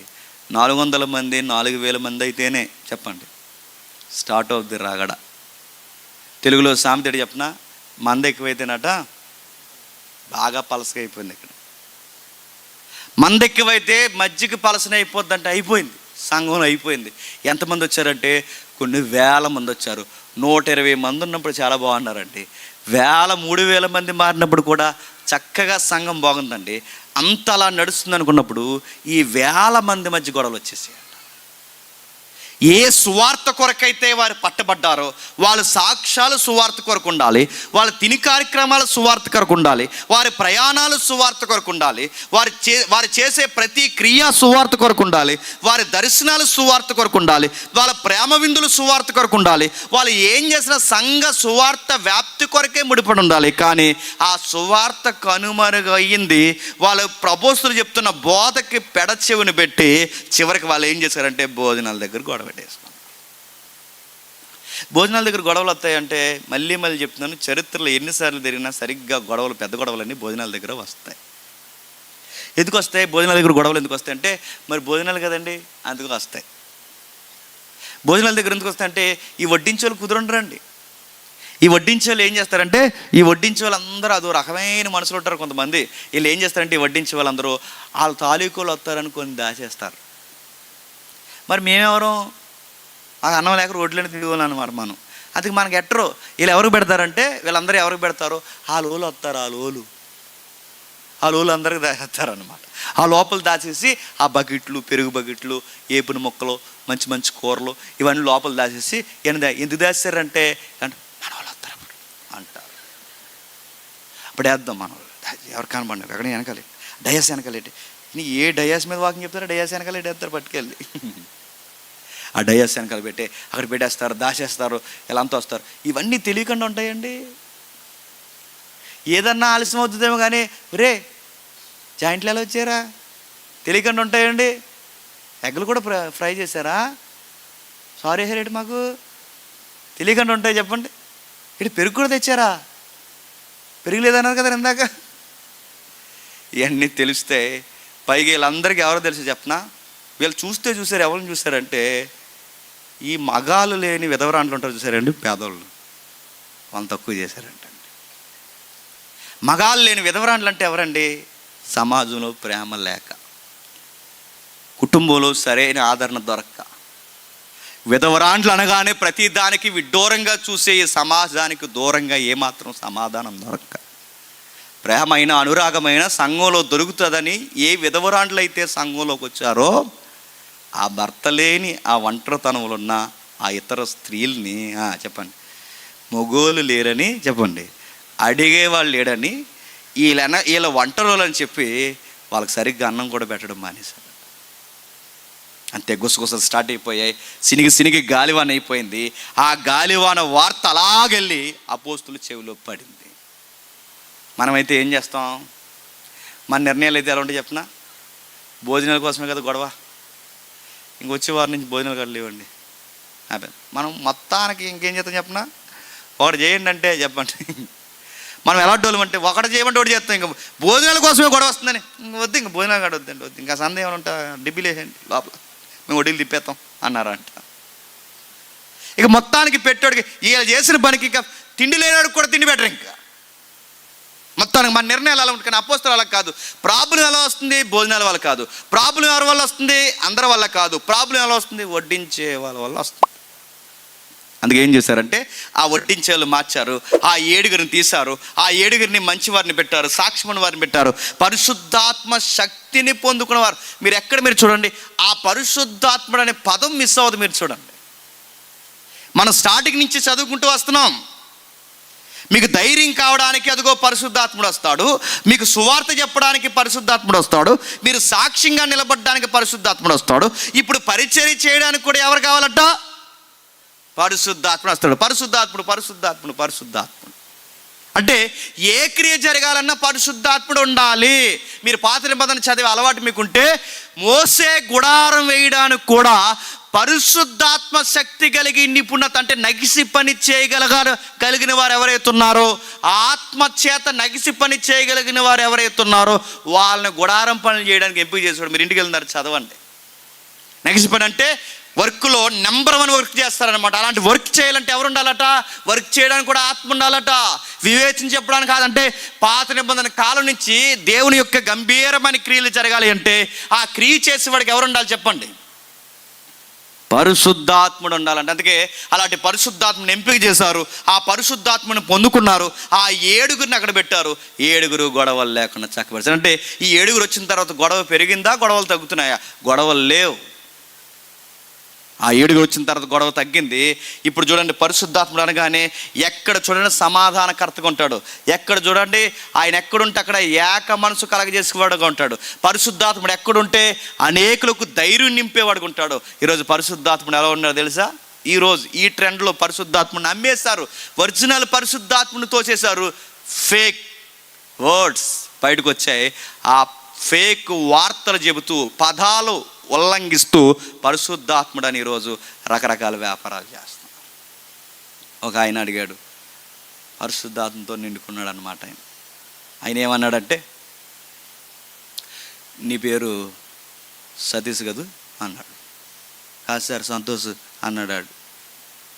షెట్ అదే సంతోష్ అన్నాడు. సంతోష్, దేవుడు నీకు చెబుతున్నాడు, నీకు త్వరలోనే చక్కటి ఉద్యోగం దేవుడు నీకు అనుగ్రహించబోతున్నాడు అన్నాడు. ఆమెన్ అన్నారు అందరూ. తర్వాత మళ్ళీ పిలిచాడు, ఇంకొక ఆవిడని పిలిచాడు. ఆ పైకి వచ్చాడు. ఎక్కడి నుంచి వచ్చావు అన్నాడు. అక్కడి నుంచి వచ్చాను. ఎల్లు అన్నాడు. వెళ్ళనంది. ఏం పేరు నీ పేరు? దుర్గమ్మ అంది. పో అన్నాడు. పోనంది. పో అన్నాడు. పోనంది. ఏ పో అన్నాడు. పోనంది. పోతలేదు. నేను ఇలా పోయాడు, మీరు చూసారు లేదు, అలా పోయేవాడు పోక అక్కడి నుంచి మళ్ళీ ఒక స్టైల్, పో అన్నాడు. అలా తప్పకమని పడిపోయింది ఆవిడ. ఈరోజు పరిశుద్ధాత్మ అంటే ఏంటో తెలుసా? పరిశుద్ధాత్మ అంటే చూడు, బయట వాళ్ళు నవ్వుకొని ఇలా చేస్తారు. పరిశుద్ధాత్ముడు అంటే బాగా వినండి, సమాధానపరుస్తాడు, అల్లరి లేకుండా చూస్తాడు. పరిశుద్ధాత్ముడు అంటే ఏంటో తెలుసా? అబద్ధాలు ఆడు, సంతోషు చెప్పండి, సతీషు అండవు. పరిశుద్ధాత్ముడు అంటే ఎలాంటి పనులు చేయడు. పరిశుద్ధాత్ముడు పనికి రాని వారిని కూడా పనులను చేస్తాడు. వంట చేసే మనుషులను కూడా వండర్ సృష్టించేలా నిలబడతాడు. ఆ పనోడిని బయటికి తీసుకొచ్చి గొప్ప కృపతో, 8వ వచనంలో స్తెఫను కృపతో బలముతో నిండుకున్నవాడే ప్రజల మధ్య మహత్కార్యములు గొప్ప సూచక్రియలను చేయుచుండెను. ఎందుకు చేస్తున్నాడు గొప్ప క్రియలు? బలంతో నిండి ప్రజల మధ్య మహత్కార్యాలు ఎందుకు జరిగిస్తున్నాడు? ఎందుకు? పరిశుద్ధాత్మను పొందుకున్నాడు కనుక. ఆ ముఖ్యమైన బలమైన కార్యాల మధ్య ఏం జరిగిస్తున్నాడు? సమాజంలో కురేనీలు, లిబర్తీలు, ఇంకా కిలికి నుంచి వచ్చిన అనేక మంది, ఆసియాలో ఉన్న చాలా మంది వచ్చి స్తెఫనుతో గట్టిగా వాదిస్తున్నారు. ఆ నిలబడిన వాడు ఏం చెప్తున్నాడు? సువార్త చెప్తున్నాడు. ఆ రోజు వండర్స్ చేసి, వాళ్ళ అద్భుతాలు చేసి సువార్త చెప్పారు. ఈరోజు పరిశుద్ధాత్ముడి పేరు మీద కేవలం అద్భుతాలే చేస్తున్నాం అంటున్నారు, కానీ సువార్త అసలు నడుతున్నాను. 1 గంటన్నర 2 గంటలు 3 గంటలు ప్రోగ్రాం చూడండి, ఎక్కడ సువార్త ఉండదు, పేర్లు పెట్టి వెళ్ళడమే సరిపోతుంది. ఇంకంతే. ఇక్కడ వండర్స్ చేశారు, అద్భుతాలు చేశారు, వాళ్ళ క్రియలు జరిగించారు, అనేకమైన అద్భుత కార్యాలు చూసి క్రియలు జరిగించి అన్నిటికన్నా పెద్దపేట దేనికి వేస్తున్నారు తెలుసా? వారు మాటలాడుట యందుడు అతడు అగపరిచిన జ్ఞానమును, అతడు ప్రేరేపించిన ఆత్మను వారు ఎదిరింపలేకపోయారు, తట్టుకోలేకపోయారు. వాళ్ళు మాట్లాడుతున్న సత్యానికి నిలబడలేకపోయారు. స్తెఫను గారు మాట్లాడుతున్న సత్యానికి వాళ్ళందరూ బెంబేలెత్తిపోయారు. అంతే, సువార్త జరిగింది. స్తెఫను ప్రసంగం అంతా మనకి 7వ అధ్యాయం కనబడుతుంది. ఇలా జరుగుతుండగా సంఘం మీద దేవుడు ఒక కన్నేశాడు. వీళ్ళకి ఏమైంది తెలుసా? ఇలా కుదురుకుంటే ఏం చేస్తున్నారంటే గొడవలు పెట్టుకుంటున్నారు. ఇలా కుదురుకుంటే ఏం చేస్తున్నారంటే భోజనాల దగ్గర డిస్కషన్ వస్తున్నాయి. అందుకే దేవుడు ఏం చేశాడంటే కొన్నిసార్లు కావాలనే కొన్ని ఇబ్బందుల్ని మనలోనికి దేవుడు ఆహ్వానించాడు. ఎందుకు? 120 మంది ఉన్నప్పుడు బాగానే ఉన్నారు, 120 మంది 3000 అయినప్పుడు కొంచెం బాగానే ఉన్నారు. ఆ సంఖ్య పెరిగిన తర్వాత గొడవలు వచ్చాయిగా, దేవుడు ఒక నిర్ణయానికి వచ్చాడు. కలిసి ఉంటే వీళ్ళు గొడవలు పెట్టుకుంటున్నారు కనుక చెప్పండి, వీళ్ళు ఎవరైతే గొడవలు పెట్టుకుంటున్నారో టీములుగా వీళ్ళని మొక్క సెక్కలు చేసి చెదరగొట్టి పాడేశాడు. మీకు సూత్రం చెప్పనా, ఈ మధ్య తెలుగు రాష్ట్రాల్లో గొడవలు ఎక్కువైపోతున్నాయి ఒకరి సంఘం మీద. ఎందుకంటే ఈదికి 70 సంఘాలు ఎక్కువైపోయినాయి. ఈదికి 70 సంఘాలు అయిపోయి ఏం చేస్తున్నారంటే ఒకరి మీద ఒకరు గొడవ పెట్టుకుంటున్నారు. మళ్ళీ ఐక్యత రావాలంటే సూత్రం ఏంటి చెప్పనా, ఆడిని మనల్ని కలిపి కూడా ఏవాడు ఒకటి పైనుంచి రావాలండి. అప్పుడు గొప్ప ఐక్యత తెలుసా. ఎప్పుడు లేడు దాళ్ళు ఈ మధ్య మన తెలుగు రాష్ట్రాల్లో పెరుగుతున్నాయంటే కారణం ఏంటి చెప్పిన, ఇండైరెక్ట్ మీనింగ్ ఏంటి చెప్పిన, మనలో చెప్పండి ఐక్యత రావాలి. మనలో ఐక్యత రావాలి. ఎందుకంటే మనకు విలువ తెలియట్లేదు, సత్యం విలువ. మనకు సత్య విలువ అర్థం కావట్లేదు, మనకు రక్షణ విలువ అర్థం కావట్లేదు. మన బాధ్యత, మన విజన్ ఏంటో మర్చిపోయాం. యేసుని గురించి చెప్పడం మర్చిపోయాం. ఎకరాలు పోగేసుకోవడం నేర్చుకున్నాం. యేసుని గురించి చెప్పడం మానేసాం. మినిస్ట్రీ పేర్లు గొప్ప చేసుకోవడం మొదలుపెట్టాం. యేసుని గురించి చెప్పడం మానేసాం. మన పోజులు, మన సోదులు చెప్పుకోవడం ఎక్కువైపోయాం. యేసుని గురించి చెప్పడం మానేసాం. మన ఫ్యామిలీ బ్యాక్గ్రౌండ్లు ముందెట్టుకోవడం మొదలెట్టాం. అందుకే ఇలాంటివన్నీ బద్ధకాలన్నీ వదిలిపోవాలి అంటే మరలా మనకు వ్యతిరేకమైన ప్రభుత్వాలే రావాలి, మనకు వ్యతిరేకమైన మంత్రులే గెలవాలి, మనకు వ్యతిరేకమైన సెంట్రల్ మినిస్టర్లే నిలబడాలి, వాళ్ళ గొప్ప శాసనాలు చేయాలి. ఏమైనా శాసనం చేయాలంటే లైవ్ వెళ్తుంది, నాకు భయం లేకుండా చెప్తున్నాను. ఏమైనా శాసనం చేయాలంటే ఒక భార్య భర్తని గవర్నమెంట్ సర్టిఫికేట్ ప్రకారం ధృవీకరణ చేసుకోవాలి అంటే ఇప్పుడు నా వైపుకి నా ఇంటి పేరు రావాలంటేనంట నా భార్య హిందూ అని రాయిస్తే కానీ నా భార్య ఇంటి పేరు మారదంట. చూసారు అంటే ఇంత పక్షపాతం. అంటే ఇలాంటి పక్షపాత వైఖరులు అంటే ఎందుకు వస్తాయి తెలుసా. ఇప్పుడు ఎవరు గట్టికాయలో చెప్పండి, ఎవరు పొల్లికాయలో తేలిపోవాలంటే దేవుడు ఏం చేస్తాడు తెలుసా, ఈ బద్ధకరత్తలను కొన్నిసార్లు గుర్తుపెట్టుకోండి, రుద్దేయడానికి దేవుడు ఈ బద్ధకరత్తల్ని అప్పగించాడు. ఏం జరిగింది? 8వ అధ్యాయం. ఆ కాలమందు యెరూషలేము సంఘమున గొప్ప హింస కలిగెను. అపోస్తలులు అందరూ యూదయ సమయ దేశమందు అంతటా చెదిరిపోయి భక్తి గల మనుషులు స్తెఫనును సమాధి చేసి అతను గూర్చి బహుగా ప్రాలాపించారు. 7వ అధ్యాయంలో గొప్ప ప్రసంగం చేసిన ఆ నోరుని ఏం చేశారు? నొక్కేశారు. గొప్ప ఉజ్జీవ ప్రసంగం చేస్తున్న ఆ స్తెఫను ఏం చేశారు? రాళ్ళు ఇచ్చి కొట్టి చంపేశారు. సత్యం చెబుతున్న ఆ యొక్క చక్కటి ఆ ఉజ్జీవ ప్రసంగికుని ఏం చేశారు? లేకుండా చేసేశారు. రాళ్ళు ఇచ్చి కొట్టి చంపేశారు. భయంకరంగా ఆయన చిదివేశారు. ఆ చిదివేస్తున్నప్పుడు దేవుడే వాళ్ళకి పర్మిషన్ ఇచ్చాడు. స్తెఫను చనిపోవడానికి దేవుడు వాళ్ళని వదిలేశాడు. సింహాల బోన్ నుండి దానియేలుని కాపాడిన దేవుడు ఎవరిని కాపాడలేదు తెలుసా? చెప్పండి, స్తెఫనుని కాపాడలేదు. ఎర్ర సముద్రాన్ని పాయలు చేసిన దేవుడు ఆ వచ్చిన గుంపుల్ని పాయలు చేయలేదు. ఎరుకోగోళ్ళ పడగొట్టిన దేవుడు ఆ కిలికియని వచ్చిన ఆ మందమద్దులైన ఆ మతోన్మాదుల్ని ఏం అనలేదు. ఎందుకు ఏం అనలేదంటే కారణం, దేవుడు స్తెఫను మరణాన్ని కోరుకున్నాడు. స్తెఫను మరణాన్ని ఎందుకు కోరుకున్నాడు? పెద్ద ఇంటర్నల్ సబ్జెక్టు. స్తెఫను మరణాన్ని ఎందుకు కోరుకున్నాడంటే అక్కడ ఒక మనిషి కల్లారా చూడాలా సాగు.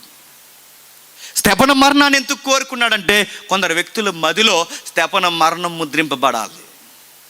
స్తెఫను మరణించాడు. భక్తిగల మనుషులు వెళ్ళారు, సమాధి చేశారు. ఆ సమాధి చేసి ప్రాలాపించారు. ఇలా సమాధి చేసి ఇంకా సమాధి ఆరకుండానే ఇంకొక ఆయన అందరిలోకి వచ్చి దూరేస్తున్నాడు. ఆయన పేరు చెప్పండి, సౌలు. స్తెఫను బాగా గవర్నమెంట్ తిరగబడుతుంది, గొప్ప హింస కలిగింది. ఆ హింస అయిందనగానే ఈ ప్రభుత్వాలు లేదా ఈ మత శాఖలు తిరగబడ్డాయి అనగానే అమ్మయ్య స్తెఫను చనిపోయి పర్వాలేదులే, కొంచెం ఎక్కడి నుంచైనా సమాధానంగా ఉందాం అనుకునే సమయానికి ఎక్కడెక్కడ ప్రార్థన జరుగుతున్నాయి అక్కడక్కడ మళ్ళీ ఒక ఆయన ఎగేసుకొచ్చేస్తున్నాడు. ఆయన పేరు సౌలు. ఆ మనిషికి స్త్రీలను లేదు, పురుషులను లేదు, ఈడ్చుకుని పోతున్నాడు. ఎక్కడికెక్కడే సెరసాల్లో, అరెస్టులో, కేసులు, రకరకాల సంఘాన్ని పాడు చేస్తున్నాడు. అతని జీవిత లక్ష్యం ఎక్కడ సంఘం ఉంటే అక్కడ సంఘం పాడు చేయడమే ఆయన సేవ. ఎక్కడ సేవ చేస్తుంటే వాళ్ళ మీద కేసులు పెట్టడమే ఆయన సేవ. సెరసాల్లో వేయించడమే ఆయన సేవ.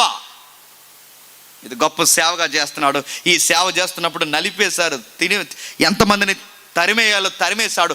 రకరకాల విషయాలకి చెదరగొట్టేశాడు. ప్రభు అయిన యేసుక్రీస్తు వారు ఆ మనిషికి ఎదురడిపోయాడు. ఎక్కడికి వెళ్తున్నావు అని అడిగాడు. పలానా ప్రభువా మీరెవరు అని అడిగారు. నువ్వు హింసించున్న యేసుని నేనే. ఏ వ్యక్తి అయితే సంఘాన్ని హింసిస్తున్నాడో ఆ వ్యక్తికి యేసు ప్రభువు ఎదురు పడిపోయిన తర్వాత ఆ ఎదురు పడితే ఆ సౌలు అన్నాడు, నువ్వెవరు ప్రభువా అని అడిగితే నువ్వు హింసించుచున్న యేసుని అనగానే, ప్రభువా నన్ను క్షమించు, ఇప్పుడు నన్ను ఏం చేయమంటావని ఆ వ్యక్తి మారిపోయాడు. సంఘం అనుకుంది, అమ్మయ్య సౌలు పౌలుగా మారిపోయాడు అనుకునే సమయానికి ఒక చెడ్డ వార్త యాకోబును పట్టుకొని తలకాయ నరికేయడానికి సిద్ధమైపోయారు. శ్రమలు పెరిగాయంటే ఇంకా పెరిగిపోయాయి, ప్రభుత్వాల నుంచి పెరిగిపోయాయి, మత శాఖల నుంచి పెరిగిపోయాయి, రకరకాల విషయాల నుంచి పెరిగిపోతున్నాయి. ఇలాంటి శ్రమలు రోజు రోజుకి పెరిగిపోయే పరిస్థితుల్లో ఈ ఉక్కిరి బిక్కిరి మధ్య, అంటే శ్రమల గుండా పరిస్థితులు కూడా నడుస్తున్నాయి. భవిష్యత్తులో యాకోబు నరికేపోతున్నారు. ఈ భవిష్యత్తులో యాకోబు నరికేపోయే ఆ పరిస్థితికి ముందు, స్టెఫను సావుకు మధ్యలో ఈ పరిస్థితికి ముందు, ఈ రెండింటి మధ్య ఈ 3,000-4,000 మంది సంఘం ముక్కలుగా ఆ ప్రాంతాలకి చెదిరిపోయారు. కానీ ఈ చెదిరిపోయిన వాళ్ళకి మాత్రం ఒక మంచి యాటిట్యూడ్ ఉంది. ఎక్కడికి పోయినా ఆ నేర్చుకున్న 4 ముక్కలు చెప్పండి చెబుతుంటారు. సంఘానికి ఉండాల్సిన మంచి గుణం ఏంటి చెప్పినా, ఎన్ని గొడవలు ఎలాగున్నా చెప్పండి సువార్త చెప్పాలి. మనం ఎన్ని గొడవలు ఎలాగున్నా సువార్త చెప్పం. ఏం చెప్పుకుంటాం చెప్పండి? గొడవలు చెప్పుకుంటాం. ఇంకా అప్పారావు గారు ఇలాగ అన్నారంట తెలుసా, అలా అంటాడు అప్పారావు అసలు అని. అప్పారావు కోసం పొల్లమ్మ కోసం చెప్పుకుంటాం. సువార్త మానంతో ఏం చెప్పుకుంటాం చెప్పండి? గొడవలు చెప్పుకుంటాం. వాళ్ళు ఏం చేశారంటే గొడవలే, కానీ ఏం చెప్పారు చెప్పండి?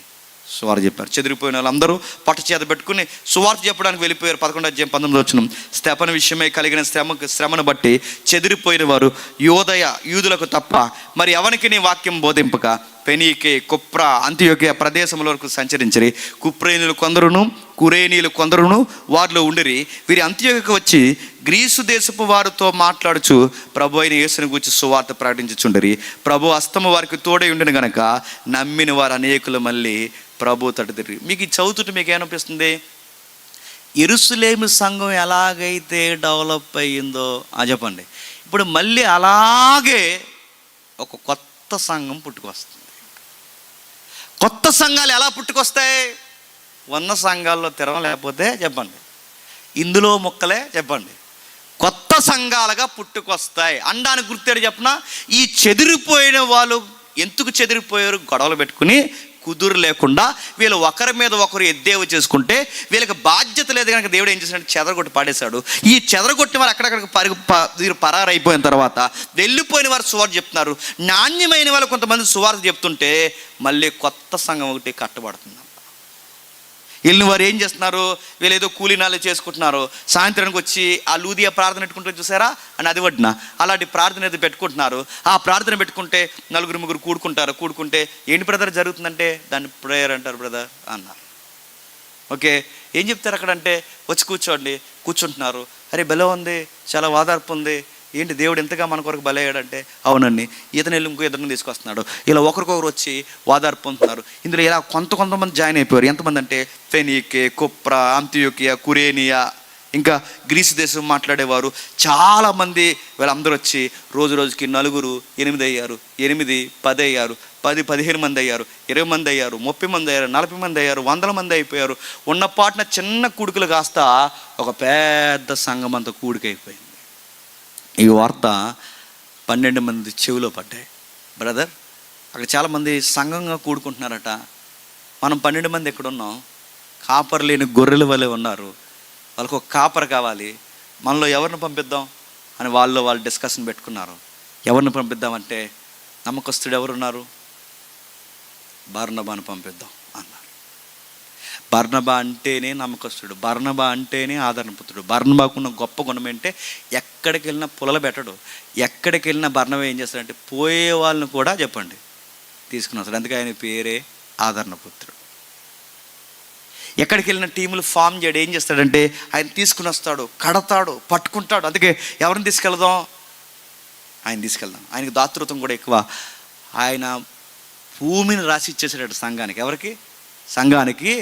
తమ భూమిని అంటే ఆయన పొలాన్ని సంఘానికి ఇచ్చేసాడట. ఆయన డబ్బుల మీద ఆస్తున్న మనిషి కాదు, నలుగురితో పొగిడించుకునే రకం కాదు. ఆయనకి తక్కువ ఎక్కువ అని ఏం ఆలోచించడు. నేనే ముందుండాలన్న ఇలాంటి తహతహలు ఏముండో. ఆ మనిషికి కావాల్సింది ఏంటంటే సంఘం విస్తరించాలి, సువార్త విస్తరించాలి, సువార్త ఎలాగైనా వ్యాప్తి చెందాలి. ఇలాంటి ఆతృత కలిగిన వాడు కనుక ఈయన బాగుంటాడు. ఈయన పంపించిందంటే వచ్చి ఏం చేశాడు? దొరికింది అవకాశం అని రాక మైకి వచ్చిందని అదో రకంగా మాట్లాడా. ఇప్పుడు కొత్తగా ఎవరికైనా మైక్ ఇచ్చామనుకోండి, ఇలా ఏం చేస్తారు చెప్పిన? మీకు ఏం తెలదో చెప్పండి అంతా చెప్పండి, మాకే తెలుసు, షటప్ గెట్ అవుట్ అంటారు.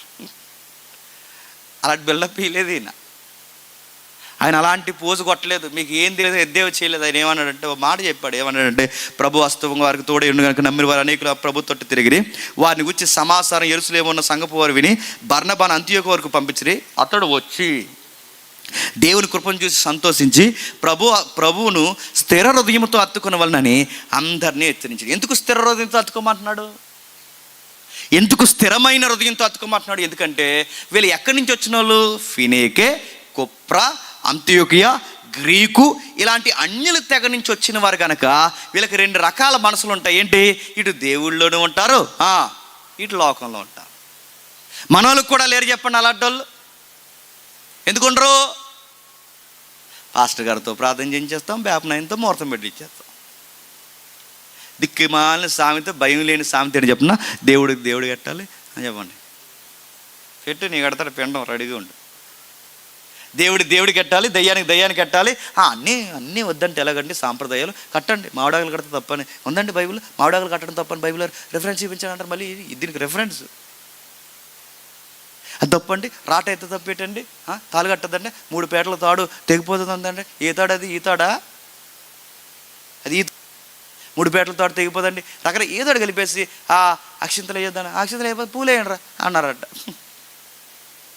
ఏదో నీకు ఆ ఫీలింగ్ ఉంటే కానీ నీకు పెళ్ళగా పెట్టేస్తుంటారు. ఇవన్నీ చేసేది ఎవరంటే ఎవరో తెలుసా? ఆ మధ్యకాలంలో నేను చాలా ప్రసంగాలు చెప్పాను.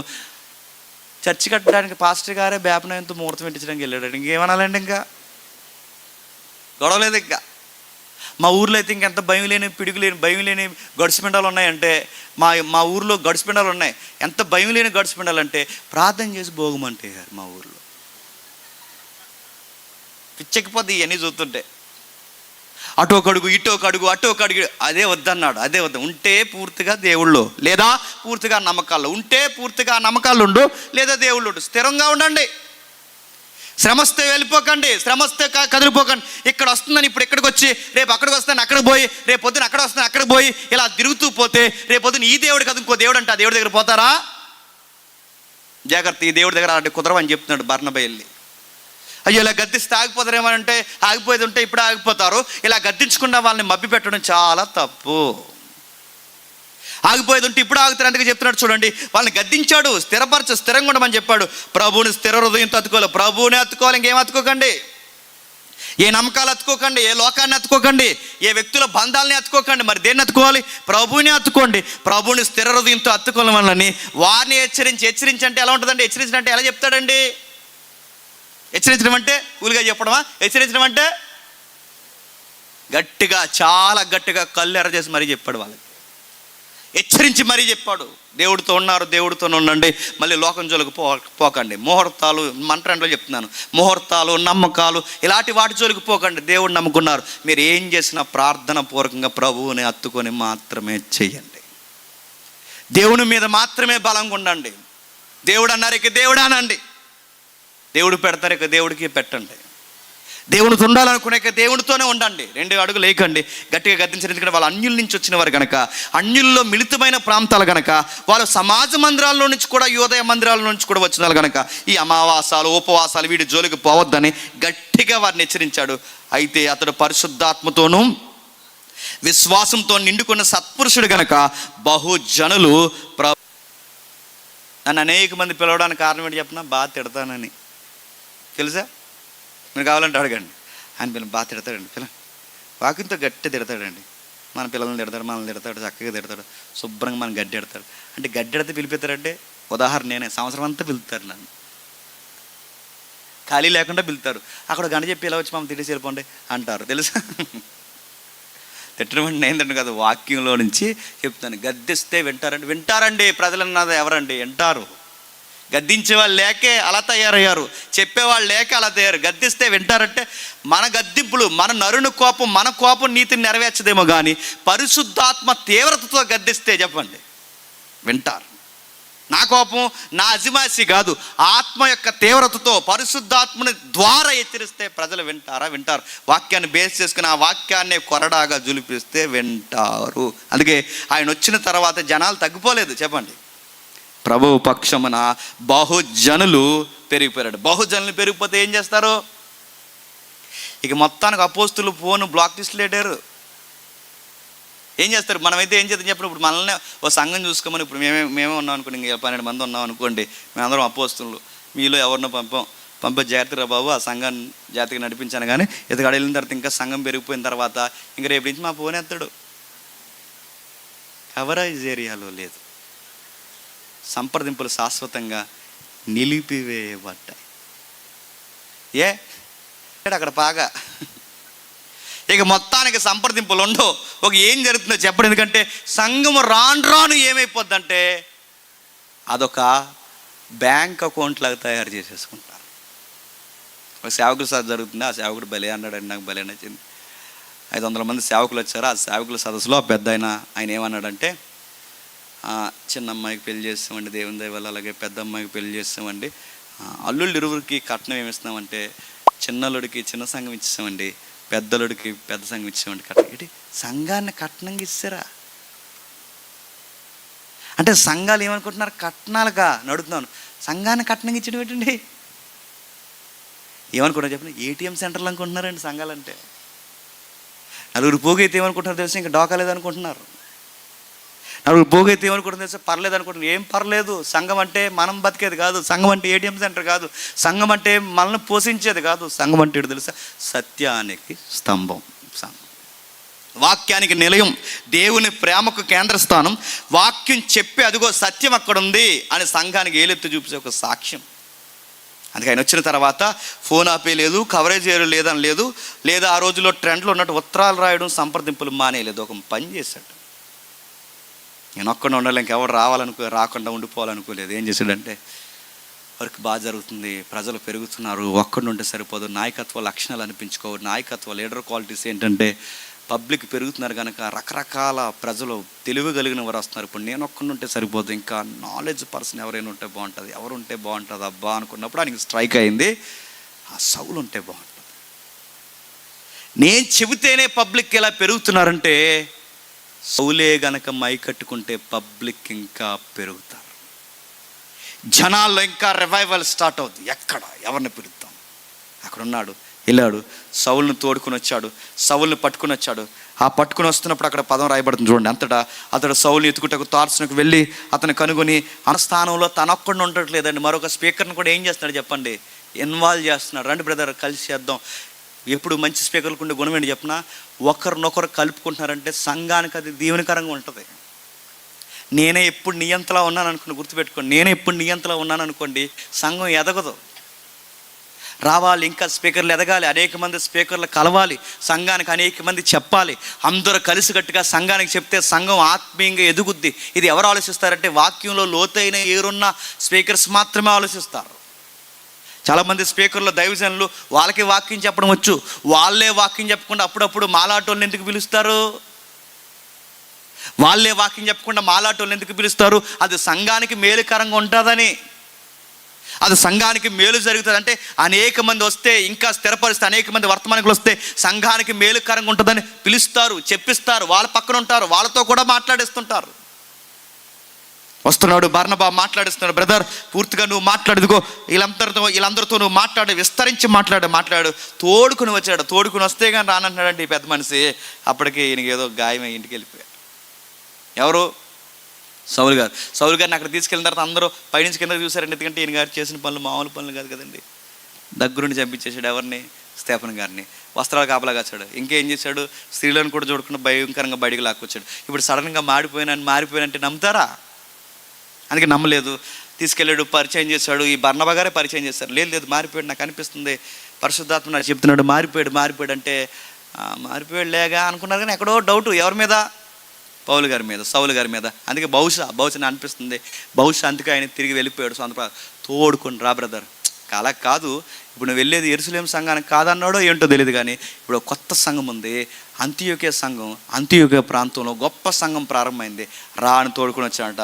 వారు కలిసి 1 సంవత్సరం అంతా సంఘములు ఉండి బహుజనులకు వాక్యం బోధించరి. మొట్టమొదట అంత్యోక్యలోని శిష్యులు క్రైస్తవులు అన్నమాట. సరైన వాళ్ళిద్దరు కలిస్తే అప్పటి వరకు సంఘం లేని ప్రాంతంలో కూడా ఒక కొత్త సౌండ్ వస్తుంది. అని చెప్పనా, క్రిస్టియన్స్ ఎక్కడికి కూడా వచ్చారా అని. మంచి స్పీకర్స్ ఇద్దరు కలిశారనుకోండి, కొత్త ప్రాంతంలో కూడా కొత్త సౌండ్. ఏంటంటే క్రిస్టియన్స్ స్టార్ట్ అయ్యారు ఇక్కడ. సరైన స్పీకర్స్ అంటే మంచి వర్తమానికులు సంవత్సరం ఉంటే చాలండి, విప్లవం స్టార్ట్ చేసేస్తారు వాళ్ళు. అంతే, వాళ్ళ ఒక్క ఏడాదిలో వారు అంత్యోక్యలోని శిష్యులు క్రైస్తవులు అనమాట. అది ఎటకారంగా అన్నారో కితాబిస్తారో మొత్తం మీద అన్నారు. క్రైస్తవులు అనే పేరైతే పెట్టారు. ఆ పేరు పెట్టిన తర్వాత కొత్త సౌండ్ స్టార్ట్ అయింది. అప్పటి వరకు శిష్యులు శిష్యులు శిష్యులు శిష్యులు అని చదువుకుంటాం. ఇక్కడి నుంచి ఏమని చదువుకుంటాం తెలుసా? క్రైస్తవులు, విశ్వాసులు, క్రైస్తవులు క్రైస్తవులు అని చదువు. పౌలు బర్నబాలు కలిసిన తర్వాత క్రైస్తవులు క్రైస్తవులు అని చదువుకుంటాం. ఇక్కడి నుంచి బాగా వినండి. ఎక్కడో చెదిరిపోయిన నలుగురు కూర్చొని, ఆ కుదురుగా కూర్చున్న వాళ్ళు కొంత మీటింగ్ పెట్టుకుని, ఆ మీటింగ్ పెట్టుకున్న నలుగురు వచ్చి అక్కడ కూర్చుంటే, ఈ నలుగురు కలిసి వాళ్ళందరూ 400 మంది అయితే వీళ్ళందరూ కలిసి ఒక సంఘం అయితే, ఆ సంఘానికి పెట్టిన పేరేంటి తెలుసా? అంతియోకియ. సంఘానికి పేరు కదా కానీ అడ్రస్, ఆ సంఘానికి వచ్చిన అడ్రస్ అంతియోకియ సంఘం. ఎంతమంది చదివారో ఎంతమంది విన్నారో నాకు తెలియదు కానీ అప్పటి వరకు 11 అధ్యాయం వరకు యెరూషలేము సంఘం యెరూషలేము సంఘం యెరూషలేము సంఘం అని చదువుకుంటాం. ఇప్పటి నుంచి మళ్ళీ ప్రకటన గ్రంథం వరకు ఎక్కువ సార్లు చదువుకునే సంఘం పేరేంటి తెలుసా? అంతియోకియ సంఘం. అంతియోకియ సంఘం. అంతియోకియ సంఘం ఎక్కడి నుంచి వచ్చింది చెప్పండి? యెరూషలేము సంఘం నుంచి వచ్చింది. యెరూషలేము సంఘం నుంచి ఎందుకు వచ్చింది? తిన్నది అరక్క చెప్పండి, గొడవలు పెట్టుకున్నారు కనుక మొక్కలైతే బయటకు వచ్చింది. అంటే వీళ్ళకి ఎప్పుడైతే బాధ్యతలు మర్చిపోయి గొడవలు పెట్టుకున్నారో, ఆ గొడవలు పెట్టుకున్నందుకు దేవుడు వీళ్ళని చెదరగొట్టి మరలో ఒక కొత్త సంఘాన్ని వేరే దిక్కున స్టార్ట్ చేశారు. కొత్త సంఘం ఒకటి ప్రారంభమైంది. ఆ సంఘం ప్రారంభమైన తర్వాత మీరు చూడండి, అందరూ యెరూషలేము సంఘానికి పోవాల్సిందే బదులు ఇప్పుడు అందరూ ఎక్కడికి వస్తున్నారు తెలుసా? అంత్యోకియ సంఘానికి వస్తున్నారు. ఎందుకంటే అక్కడ భోజనాలు ఉన్నాయి కానీ గొడవలు ఎక్కువైపోయినాయి. ఈ సంఘంలో కొత్త రూల్ ఏంటి చెప్పినా, ఇక్కడ ఆనందం వచ్చినా భోజనాలు ఉండవు, సంతోషం కలిగి దుఃఖం కలిగినా భోజనాలు ఉండవు. ఇక్కడ మాట్లాడితే ఏముంటుంది తెలుసా? ఉపవాసాలు ఉంటాయి. చూస్తారు ఒకసారి 13వ అధ్యాయం 2వ వచనం. వారు ప్రభువును సేవించుచు ఉపవాసము చేయుచుండగా, మళ్ళా 3వ వచనం, అంతటా వారు ఉపవాసం ఉండి ప్రార్థన చేసి. మాట్లాడితే ఏంటండి? ఉపవాసం ప్రార్థన. అక్కడ ఏంటండి మాట్లాడితే? యెరూషలేము సంఘంలో ఏంటి? ప్రేమ విందులు, ప్రభురాత్రి భోజనాలు. అక్కడ భోజనాలు గొడవ ఎక్కువైపోయింది. భోజనాలు గొడవ ఉన్న అక్కడ గొడవ వచ్చింది. మొత్తానికి యెరూషలేము సంఘంలో ఏమి లేకుండా చేస్తారు తెలుసా? ఇవాళ క్రిస్మస్ ఉంది, ఉపవాస క్రిస్మస్ అంటారు. వస్తారండి? అంత్యోకియ సంఘంలో వస్తారు, మనం రాము. ఇక్కడ ఉపవాస క్రిస్మస్ అంటే అక్కడ పోదాం అంటారు. ఇదిగో 31st గ్రాండ్గా చేస్తున్నాం.